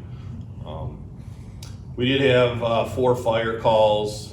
Basically, 3 of them were outside vegetation grass fires, and then 1 was a dumpster fire we had. Then we did, training-wise, we did pump ops, we did a scene size up discussion, and then we did some relay pump operations at Station 2. We did have a couple crashes this last month. One severe crash in front of Myers gas station. Car pulled out of Myers gas station and ran aside into this car. Said they didn't see the person. We did have another crash at Resort Pike and Intertown Road, which was a severely bad intersection. Resort Township's looking at trying to make that into a 4-way stop. It's just, with the amount of traffic we're having, it's just, getting to become a more dangerous intersection. We did have a little fire behind D&W's this week. It actually was started out as a grill, kind of led into this dead tree that caught on fire. It's a very suspicious fire, but again, it's one of those things that's very hard to detect who set it. If it was a set fire, but just indication that, it was potentially a set fire to go to this tree. Some of the neighbors are concerned about, probably what happened, several years ago when we had the 3 arson fires in Bayview, but I assured them that, that person was gone and he wasn't around anymore, but you never know. Public education, we did take part in the Bayview Parade, 4th of July, City of Petoskey Parade. We did install 8 smoke detectors and 2 CO alarms. One of the things that was brought up at the fire board meeting was we're you know, you talked about budgeting for equipment and stuff. We're putting together a plan of replacement of equipment, aging equipment, estimated cost of what that equipment will be, when it needs to be replaced, and obviously we can't project that too far out except for what we previously have. The only other thing I have is I would like the board to make a motion that we go ahead and apply for a state grant. The state of Michigan released a grant for $50,000, and I was talking to Garrett about this, and I think there's nothing in there stating we have to have a motion but we just think that it's best that we have it now, just in case they come back and say, hey, you need a motion. And so I would ask the board to make a motion for to apply for this $50,000 grant through the state of Michigan. I'll be going to Resort to do the same thing, and it's each municipality will be applying for this grant. So Bear Creek Township will apply for the 50, and Resort will apply for the 50, so we can get 100,000. So. Do you want to tell them what you're gonna use it for? That should probably be at least in the discussion. Yeah, so the plan is, you know, it's for equipment, and so the goal is to purchase the equipment for the new truck that's coming in 2 years. You know, you got $80,000 and $90,000 worth of equipment that's got to be put on that truck, and so rather than, you know, this is a good opportunity. We can, yeah, we're gonna sit on the stuff for, you know, a year or two, but that's okay. At least we don't, you know, we got the grant to cover it, so that's kind of the goal. We're working on getting those prices right now, and the grant's due the end of September, so. Did you ever look into see if either Bay Township or the tribe, if we could get? I did look into Bay Township. The problem with Bay Township is because we don't cover 100% of them, it becomes a sticky message with the state, so. And the tribe was out, or? I mentioned it to the tribe about it, but I have not gotten anything back from them. Anybody have any questions on the? It's not a matching grant, it's a full grant. Yeah. Up to $50,000, yeah, it's not a match grant, it's up to $50,000, and there's some criteria that they look at, making sure that everybody gets a piece of the pie. So there's nothing in the initial application that says a motion is needed, but the deadline's really tight, and all too often, you know, these things do need a motion, so talk to Al, and figure it's better just to make the motion, and then we have it if it's needed. That's no harm, no foul, if it's not, but yeah, no match, you know, be for equipment. And it was actually, I mean, this was from 3 or 4 months ago, I think, right? And then Yeah. the state, Pulled it, pulled it. Yeah. because we sent them a bunch of questions, and right after we sent the questions to them, it's like they pulled it because they didn't have answers to our questions, but that's our theory. It's the fire equipment grant program, that's the Yep. name. Yeah, I saw it in that township inside. Yep. I'd make a motion that we apply for the fire equipment grant. For the full amount, are you gonna be over 50,000? Yeah, we'll go for the full amount, yeah. Or up to the full amount? A second. A motion and a second, any other discussion? All in favor signify by saying aye. Aye. Any opposed? None? And just an update on, Garrett mentioned the building being fixed from the crash. The truck is being fixed as we speak. The panels, the 2 pieces that were damaged came in. They're down at Lake Erie Collision getting painted right now, and as soon as they get painted, they'll be coming up and putting those panels on. So hopefully within the next week, we'll have that back in service. I mean, it's still in service, but without a door. Right? Thank you, Chief. Thanks. All right, Parks and Recreation. Jones Landing, just a couple things. Went through, pulled the plants. We got, you know, a creeping vine that's on the front, kind of shades the bathroom area, provides some privacy. Once or twice a year, we have to go and pull it off the building because it grows up onto the actual building. So if you go down there right now, it looks really good because that was just done. The bathrooms, there was a issue with one of the bathrooms clogging, but we were able to get it fixed the day of, so that wasn't really a problem, but I just wanted to share in case anybody got any calls. Water fountains, we had some issues with the water fountains in the shower towers due to what we're thinking is probably maybe some like granulars coming out of the well. The plumber has replaced filters multiple times. Each time he replaces the filter, everything works, and this is a problem that spanned years. So I suggested if there's a way that we can look into doing some kind of spin down filter before the fine particulate filter. to maybe get some of these, because every time he opens up the canisters, he finds like little grains of sand that somehow make their way through. So he is looking into that, but as of right now, the water fountains and the shower towers are operational. Everything's looking good down there. Parks Committee actually had their meeting at Jones Landing this past Monday. And we got compliments, from people at the park at that time. Lots of kids running around, playing, using the equipment, going swimming. Spring Lake Park, no real updates outside of what was shared earlier. Atkins Preserve, no real updates. Click Road, no real updates. Evergreen Trail, the permit's been submitted. Now we're just waiting for them to go through their review process for the formal permit. From what I understand, normally this takes about a quarter of a year because they have to, the administrator has to approve it, and then the team has to go through the committee at the state level to approve it, and they meet, once every quarter. So we'll be waiting for communication back from them on that. And then the next meeting is scheduled for September 7th and is located at Spring Lake Park, if the weather's permitting. And I think that's something I'm trying to push with the Parks Committee too, is kind of meeting at the parks in the summer. And that's been going pretty well because it helps keep an eye on things and we kind of walk them and just see what else is going on and show a presence. I think it's nice for people that are there too. Does anybody have any questions on any of the parks or parks meeting or anything? Good. Moving on to correspondence, I got two pieces of correspondence. One from the MTA for some regional meetings. There's some different things in here, financial forums, silly questions, auditing. You guys probably got an email, but if you didn't, I got this up at the Township. If there's any classes that you think you would benefit from, the Township would benefit from. I also got a press release from the Emmett County DPW, and I'm just gonna kind of share the highlights here, but the flood debris voucher program that they put together based off of the flooding in April and then some more in June, they're extending to honor them through October 17th. So if anybody here was impacted and has those coupons, I think they are expired now if you look at them, but they're extending that through October 17th. If you don't have coupons, but you think you have stuff that would qualify, like damaged household materials, construction, demolition debris, vegetative debris, cleanup waste, pretty much anything associated with the flooding event, you can go to the DPW center or you can go to the county building and pick up coupons. Other options available.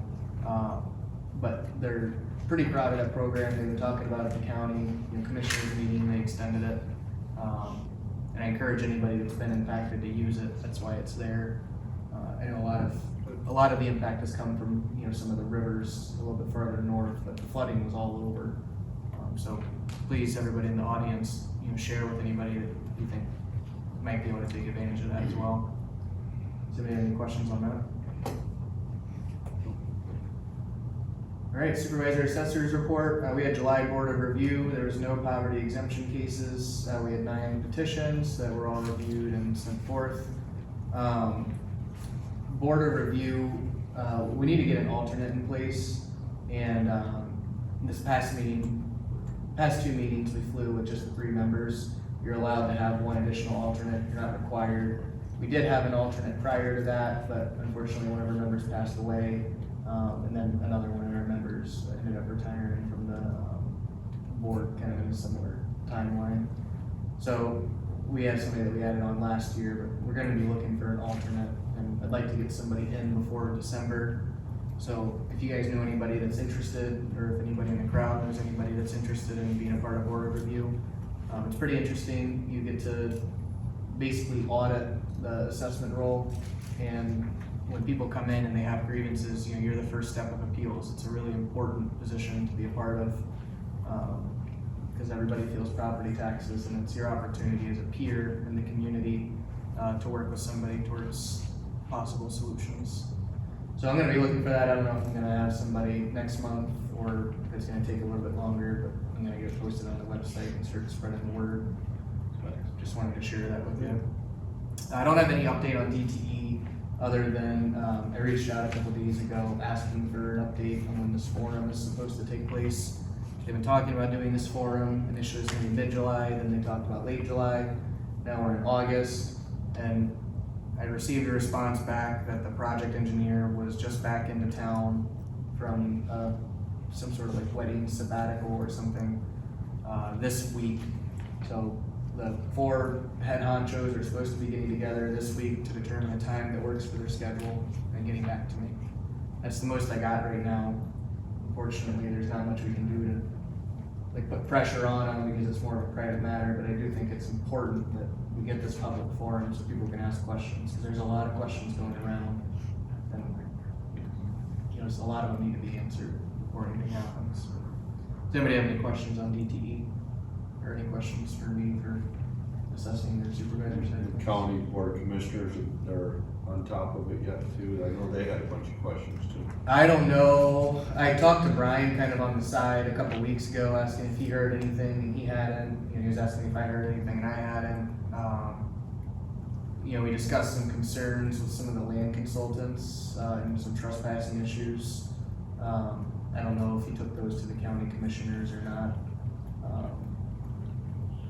He's in a bit of a different situation too, because they're coming through his property or right on somebody else's property, right on the edge of his. So I know he really wants to have the forum so he can get his own questions answered too. Clerk's business and bills, and I'll turn it over to Emma. Alrighty, I've got a couple things for you guys tonight. First, I have bills in the amount of $262,655.16. You all received a copy of those bills. Did anybody have any questions? You looked at it. If not, I would move to pay the bills in the amount of $262,655, or $262,655.16. We have a motion and support. Any other discussion? All in favor to pay the bills, signify by saying aye. Aye. Aye. Any opposed? None? The next thing I've got is just more of an awareness piece for the board that we are underway with our audit. This is our first time around with Raymond. So, you know, we previously in working with Adam's company, they sold to Raymond. And so rather than doing a 3-year contract, we agreed to a year contract with them just to kind of see how it was going to go. We were under the impression that Adam was going to be a part of that transition, and it is turning out that that is not the case. So it's going okay. It's just been different learning. I mean, it's just a different system, and you know, none of us speak accountant, so it's learning the lingo a little bit. So we've been working through that with them, and they're coming next week on Wednesday to do their in-person review. So we've been submitting a lot to them digitally, and then they'll come in the office. So just making you aware that that's happening. Their timeline for submitting the audit to the township for adoption is the same as it would have been with Adam's company. Election update. Obviously we had the election here yesterday. Things went well. It was very busy, more so than I expected. The turnout was about what I expected, but just the constant flow and a lot of election day is troubleshooting unusual circumstances. So you kind of never know what voters are going to give you, and it keeps the day interesting. And it's just different. Like, for example, yesterday I had an emergency absentee ballot. And I have processed them before, but very few and far between because the qualifications to receive one are very particular. In this particular instance, we had a voter who was in a car accident. And so facilitating their right to vote when they obviously can't come to the poll because they're in the hospital. So, you know, things like that, it was pretty back-to-back with unique circumstances. So it kept the day rolling, but it went really well. Our numbers balanced. I'll give you some stats because I am a number person. Not that any of you care about it, but I think it's very interesting. We had about 35-36% voter turnout, which was right in line with the county. They had 35% voter turnout. But what was interesting to me was our split of how people voted. We had about a third of our residents vote on election day here at the hall. We had 64% vote absentee and then 2% early vote. So the county had 320 early voters, 38 of those were verified voters. So about almost 2/3 of our voters vote absentee. So I just thought that was interesting. We have a pretty consistent base of absentee voters that vote each election. regardless of the size or what's on the ballot. I think the biggest fluctuation is in-person voters. Obviously, we see a significantly higher turnout on bigger elections, gubernatorial and presidential years. So just thought that was really interesting. I think that's all on the election. Did anybody have any questions about how yesterday went? So early voting was at the VFW hall again? Yes, it was at the VFW hall. Did you work it one day? Yes, Bear Creek, so we have an agreement with the county, because it is a county voting site, that the jurisdictions all share the staffing. So we are required to staff one of the 9 days. So Lizzie and then a team of Bear Creek workers went up one of the days. And I guess that's kind of one other thing I wanted to just say about election day is really what makes it so successful is that I have a team of very qualified individuals who've worked for me for a long time. And so, there's a lot of experience, a lot of knowledge base. Judy's been working elections for 40 years. Lizzie's, been my right-hand woman for a long time. So I'm really grateful for the team I have, and that's what makes it successful. If nobody has any questions, I guess the last thing I have for you is just kind of an update as to where we're at for finding a deputy clerk. You are all aware I posted the job posting for deputy clerk in March. And unlike Garrett, I did not receive 32 applicants. So I've had very, very few and far between of applications, and none of them have been qualified. So I'm very blessed that Lizzie agreed to help me in the interim. She kind of did that as a favor to me to step in. But neither she or I expected that 5 months into the job posting, we still wouldn't have a candidate. So she did approach me about wanting to make a change. She had indicated that she would either work through the August election and then be done, or she would like to be compensated to continue to stay on in this interim capacity. So I'm bringing that to you today. I think it's really, I've mulled this over a lot. It's really important that we continue to have that job posted because it is more than a two-man job. The workload for the two of us, it's very critical that we get a third person in there. It's just a matter of finding the right person. And I think the best way to go forward that I can see at this point would be, even if I were to find the perfect person tomorrow, they're not going to be trained by the November election. So I had a conversation with Lizzie today, because I do want to honor her wishes and bring that to the board. She did agree to stay on in an interim capacity through the November election, but again, she is expecting or asking that we compensate her for that. So I did a little research, and this is all open to discussion or your thoughts, but I looked at the wage survey that we've used in past years from other northern Michigan communities about our size, and the average wage for a deputy is about $27 an hour. So I did the math of a 8-week election period, because typically it's about 2-ish months a cycle. The difference of what she would be making her wage now versus that 27 an hour range, it's about a $500 difference. So I did ask her today if she thought $500 would be an acceptable, basically stipend for staying on in an interim capacity, as almost like a per election stipend. I'm only anticipating, I'm hoping to find somebody for a deputy soon, especially because, as we saw with the master plan meeting, the longer I'm here sitting taking minutes, it is harder to participate as my workload continues to increase at the township. But again, I know I can't train that person. First of all, I have to find that person, and then secondly, I have to train them. So my thought would be if we can have Lizzie stay on as an interim through November, then my goal would be to have somebody that I can spend in 2027 training for the 28 cycle. It's making the best case, it's making lemonade out of lemons. Lizzie's been a really, really great help. She does an excellent job. She has the knowledge base to do it.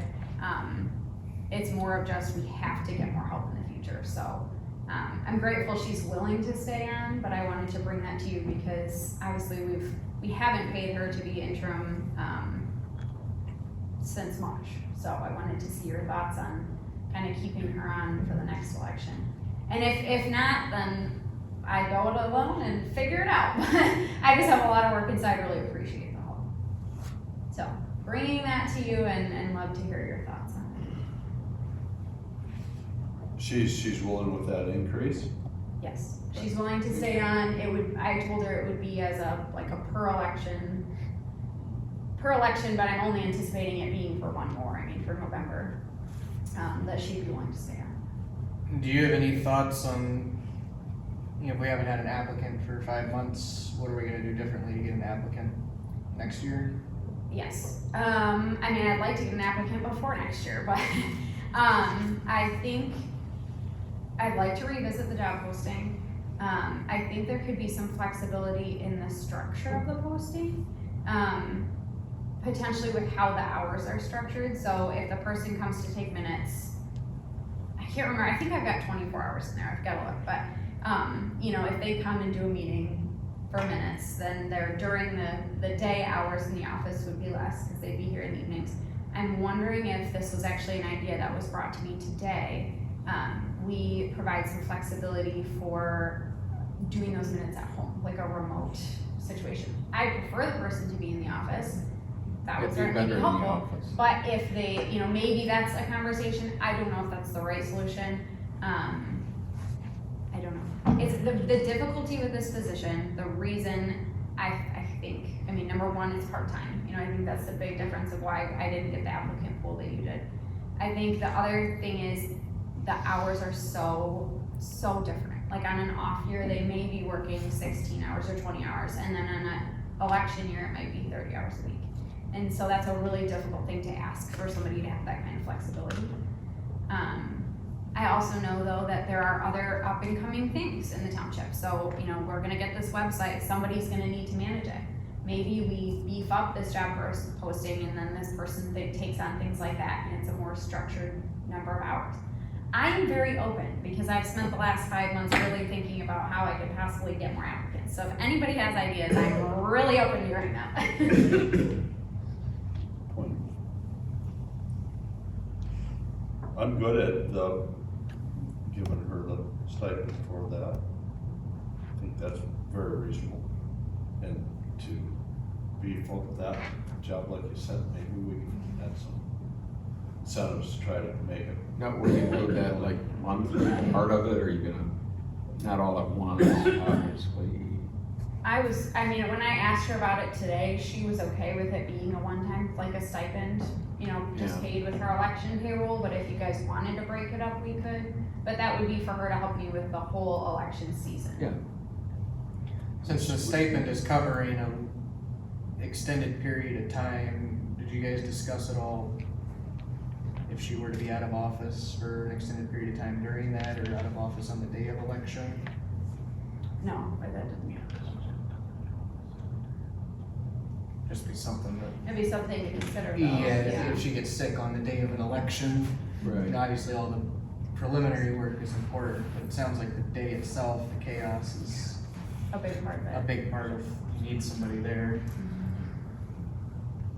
So was the 500 for, like, does she It'd be wanna for do November, so that, November, but yes. does she want anything for what she's already worked?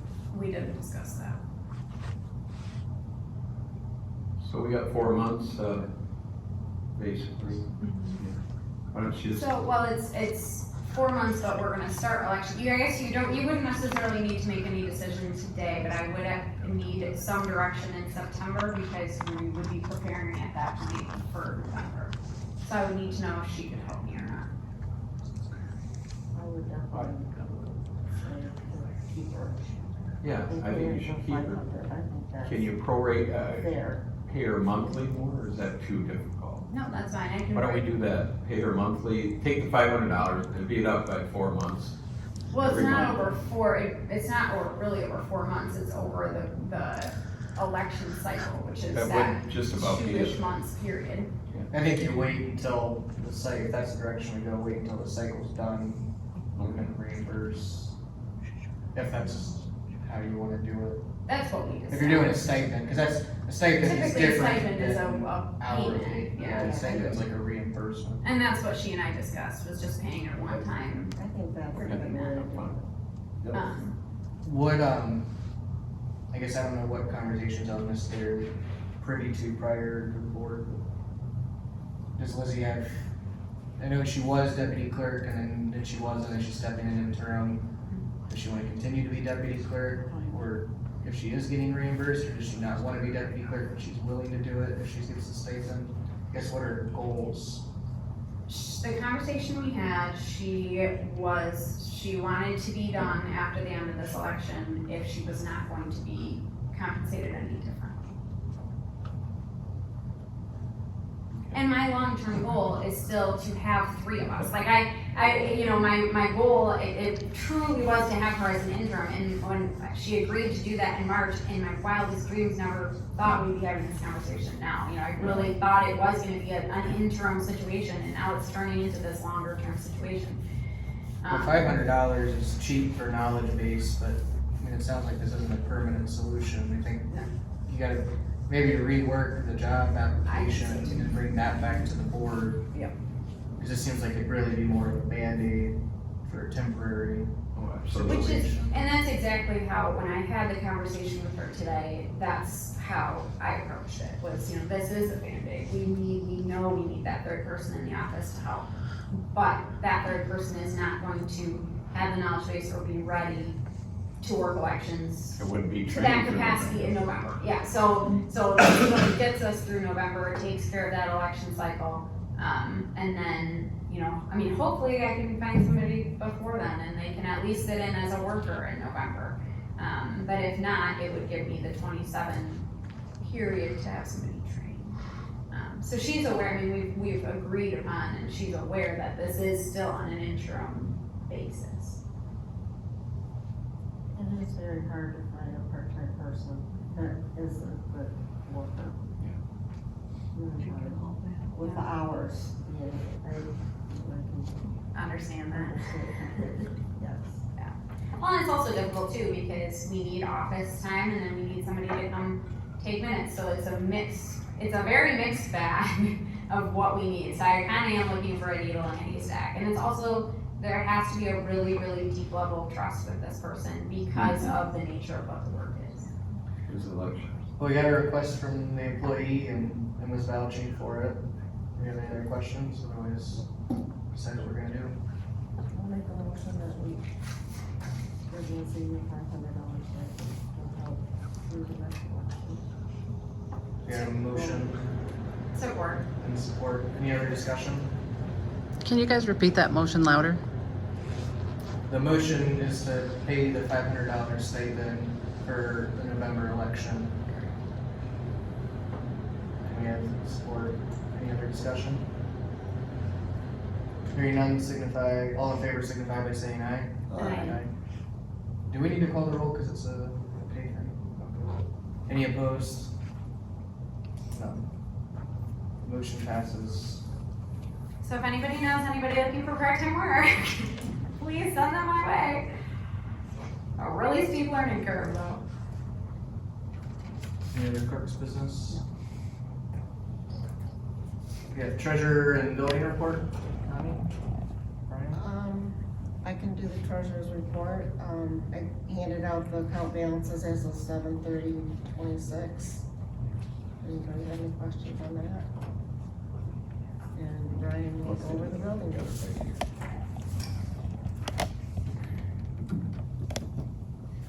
I think it was on. Wait, no. It's on. I think we're on now. So we got some numbers up here from last month. Permits issued were down quite a bit this month. We had 49 last month.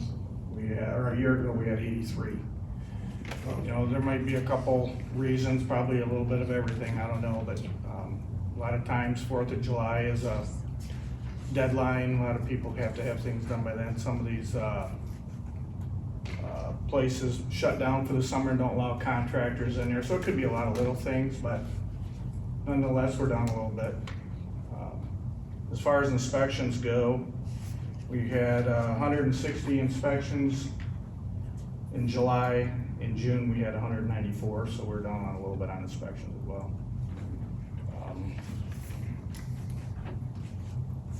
There's a couple finals that we have done, new businesses kind of opening up in the area, and I kind of like to just bring that up so people know. Blissful Adult Care is been issued an occupancy, so you'll be able to drop your parents off and go play or whatever. Where is this? Yeah, where? It's out on 31, What's the address? 2057-31, just north of Dave Kring's. And we also have Spirit Halloween's gonna be in the same place it was the last few years on Anderson Road. And a couple that we just issued, we issued a couple permits that were bigger ones. One was Fur Seasons, and that's gonna be out by 31 garages that were built. They got, you'll be able to drop your pets off there. And then Social Golfer, we just issued that permit, and that's gonna be on Anderson Road. It's gonna be a golf simulator place. So just a couple of bigger ones that we're dealing with right now. I'm gonna try to get together for next month, sealed bids to, for the Tahoe. We're hope to get that de-lettered here in the next week or two, send that out and get bids for you guys to, for next month. You can pick and choose to get rid of that. So we're just waiting to finish up the slide tray and a new one, and that one will be 100% ready to go. So that's all I have. Was there ever a minimum bid discussed at the board for the Tahoe, just so somebody doesn't buy it for $1? No, there may have been No, there was, I think there Was there? 12, 16? That's coming to mind. We'll look, there was, I just We'll don't go back remember to my what it notes, was. there's some stipulations. That'll be advertised then, is that what we decided? I guess I missed that. Yeah, we'll put it up, they'll have sealed bids, and then it'll come to you guys for, to award the bid. Let's put it, how are we gonna advertise that? You can put it on the website, probably people are gonna hear about it more from word of mouth. Yeah. You could put it in the newspaper, but you're gonna lose $500 doing If a different department wants it, that's great, we'll leave, include the light bar and some of the things that are on it, but, if not, then we'll peel that stuff off as well. It was, just so everybody knows, our motion was to use sealed bids with a bid period of 2 weeks, with a minimum bid of 12,000. Yeah. it. So are there other departments in the area, especially kind of on the northern side of the county, are they aware that this is coming, or have you been talking? Well, I haven't included them in any discussion, we just put it out to the public, and Dale's helped me out a little bit with that, he's sold equipment over the years, so. Can you guys remind us the year and how many miles are on this? It's 100,000, it's a 16. 16? Yeah. Any other questions for Brian? Thank you, Brian.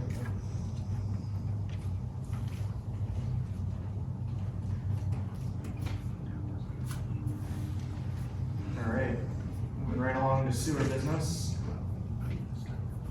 We got 2 sets of bills this time around with the way that the last month fell.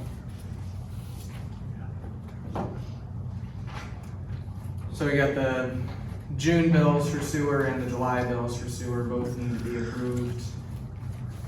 We got the June ones last month and the July ones a couple days ago.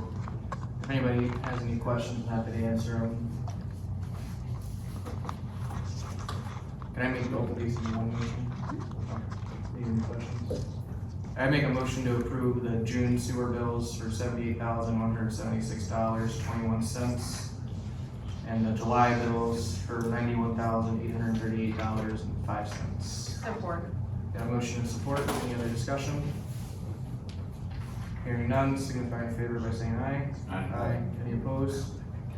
None. We do have one new REU, and this is actually a business that, has one REU already, but there's a new business going into the building, and they're gonna be requiring an additional REU by the engineers. Community Recovery Alliance, so this come to the board before for approval. but everything checks out, engineers have looked at it, they're the ones that kind of decide how this stuff happens. Really, it's 1.7, but everything gets rounded up to a whole RDU. If anybody has any questions on the sewer application here? Otherwise, I make a motion to approve, permit number 656-528-26 for the Community Recovery Alliance. Support. Motion and support, any other discussion? Hearing none, all in favor signify by saying aye. Aye. Any opposed? None. Back to public comment. Anybody jumping? Jackie? You didn't talk about the packet being placed online. I did talk about another business here. Perfect. Donna, do you have a comment? Couldn't tell if you were standing up. So many comments that I can't remember. One thing you talked about, then this is, I don't know how many times you ever have this situation, but the ARPA money, the front door is not wide enough for a wide wheelchair to get through easily, so that might be something that could be upgraded. Oh, and that list of things I'm supposed to tell you about, the suckers on the trees at Jones Landing.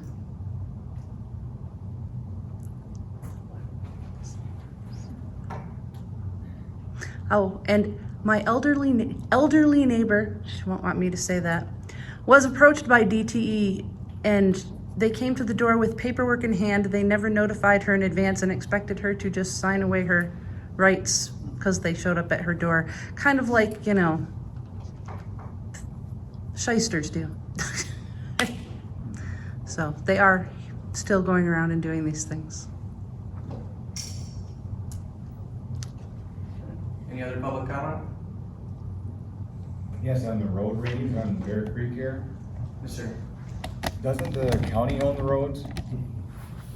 So why are we funneling money to fix county roads when they're rated?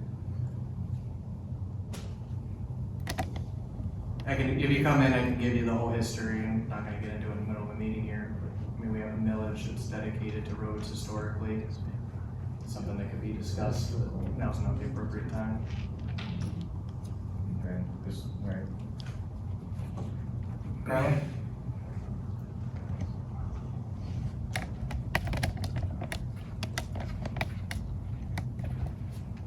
Couple of things.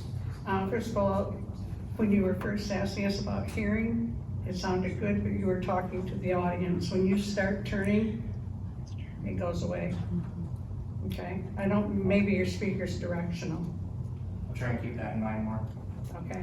The other thing, I was the one that he had the intense conversation with this afternoon because I was informed I was the only person who made any public comments about this entire master plan for Parks and Rec. And other than Tommy, who is on the board, right? You're on the rec plan or the master plan? This is the Parks and Rec plan. I couldn't hear you. Is this on? Yes. Yes. I can hear you now. I couldn't tell if you said master or rec. I got you. Parks and Rec master plan that you guys okayed tonight. Yep. Okay. A few things. I was told I was the only person who wrote any comments. And so I'm assuming that you saw my list of comments at the Parks and Rec meeting. And I'm hoping the rest of you saw them. Because today, a couple days ago, I asked to have a copy of this plan that I saw it was gonna be on the agenda. And I would like to have a copy of the final plan that you guys okayed tonight. I finally, with Lizzie's help, I was referred to her through a couple steps, and she sent me this copy. And I compared my comments. Some of the comments I made were nothing more than grammar that could have been corrected. This copy that she sent to me, I wrote back and I said, is that the most recent version because of all the comments that I had made. I went through and nothing was changed. Some of the comments, Garrett and I talked about this afternoon, he has an opinion, I have an opinion, so I understand that those weren't changed. But why, when you have grammar errors, are they not changed? I don't understand. There's no date on this. You're voting on what is presented here. There's not even a date.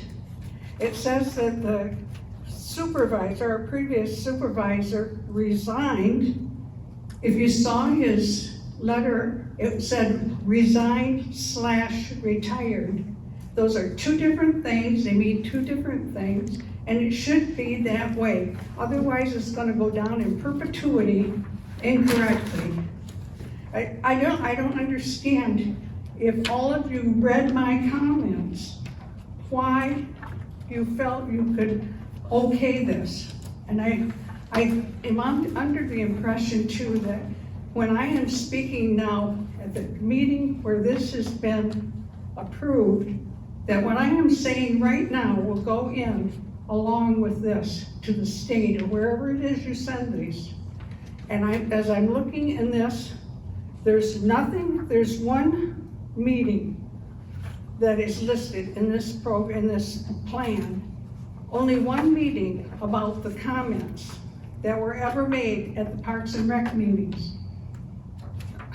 That's not what a master plan is supposed to include.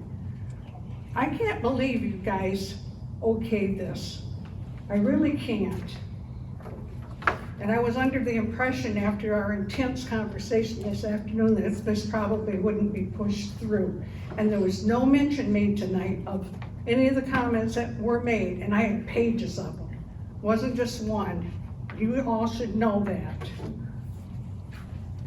Thank you, Carla. You're welcome. Any other requests from the floor? Okay, moving on to other business. No other business. Connie, do you have anything that you want to add? Do you wanna address Jackie's? When I get to me, just go around the horn. Oh, that's fine, okay, I'm good about the comment. Tom, do you got I anything? had Jackie's comment, you're gonna address the document. Yeah. Joe, I you have got it anything? right here. Other than I went to the Wallen Already had it. Association and the 5 Townships meeting the other day, and it was pretty constructive on, mostly with the health department on sewers and stuff. And Wallen Lake is still looking to get somebody that would come once, like quarterly or something, to our meeting, just to be here, because they're part of our township. That's all. A couple of comments on some comments that were made, obviously the DoD packet. The last time this was brought up, the board said that they wanted to wait, get the whole website all figured out, and do all the changes at once. If the board feels differently, that was 2 months ago, I think. Maybe it was 3 months ago. If the board feels differently and we want to put them on right now, we can. It's up to what we want to do. The last discussion was to wait until the website was in place. Does anybody have opinions on putting it out now versus, I mean, I think you do all the changes at once because everybody's gonna have to relearn everything. That's my personal opinion, but I want And to. I think that's what the discussion was, wasn't it? We're trying to get there. Are you not gonna continue with documents on demand? No, we're gonna continue, but it's all gonna get reworked into the website. Right now, if you go to our website, it might even be on the front page, there's like 30 links just in a list. You know, that's not easy to navigate, it doesn't make sense. Can you just add it? That's gonna be another thing that, you know, is gonna be addressed, so. I remember you talking about, but you guys were more on how it had to be done. Okay. As far as some comments that we heard tonight about the parks plan, I wasn't gonna call anybody specific, I guess, out, but just to address some of them. I certainly did not speak on behalf of the board of what was or wasn't gonna happen. I laid out options that could happen. And of the comments that came forth, the Parks Committee did a very good job of going through each comments not everybody's gonna agree on every single item, and even in styles of writing, there's difference in opinions. So I do hope that, residents aren't discouraged, because there were quite a few changes that came through, and there were changes both grammatical and functional and like periods or formatting of different kinds that were caught that even after we looked through 2 or 3 times we didn't see. So it was very much appreciated, the comments, and I hope that those, continue to come on future plans. And then we heard today earlier, kind of in the middle of the meeting, about maybe using our funds for sewer pumps, and I'm definitely gonna look into that. And I think at the moment I said, come on in, and you're welcome to come on in regardless. But I am gonna reach out to Marcus, because, in my head, I'm thinking that it's probably not gonna work, just from a standpoint of, I know all the pumps are different, but I don't wanna make that determination, because I don't really know. I think it's definitely worth asking the question of, can we pre-purchase sewer things? I think that'd be a great use. I might be wrong, but I think there are certain pumps that are used in different pump stations that we could. There are, but maybe there's one pump that's used in 5 stations, and the other, couple stations use different ones, so we can kind of hedge our bets. Could be an option. I think it's worth, pursuing, at least asking the question. I don't see any reason why we shouldn't. So I might be bringing that at the next meeting. I'll look into it. And you're still welcome to come in the moment, that's what I said, but you probably don't want to come in and talk about sewer pumps. Just throwing it out there. Yeah, no, good comment, I appreciate that. I don't have any other comments unless anybody else has got anything for me. Hearing nothing, be adjourned at 9:21.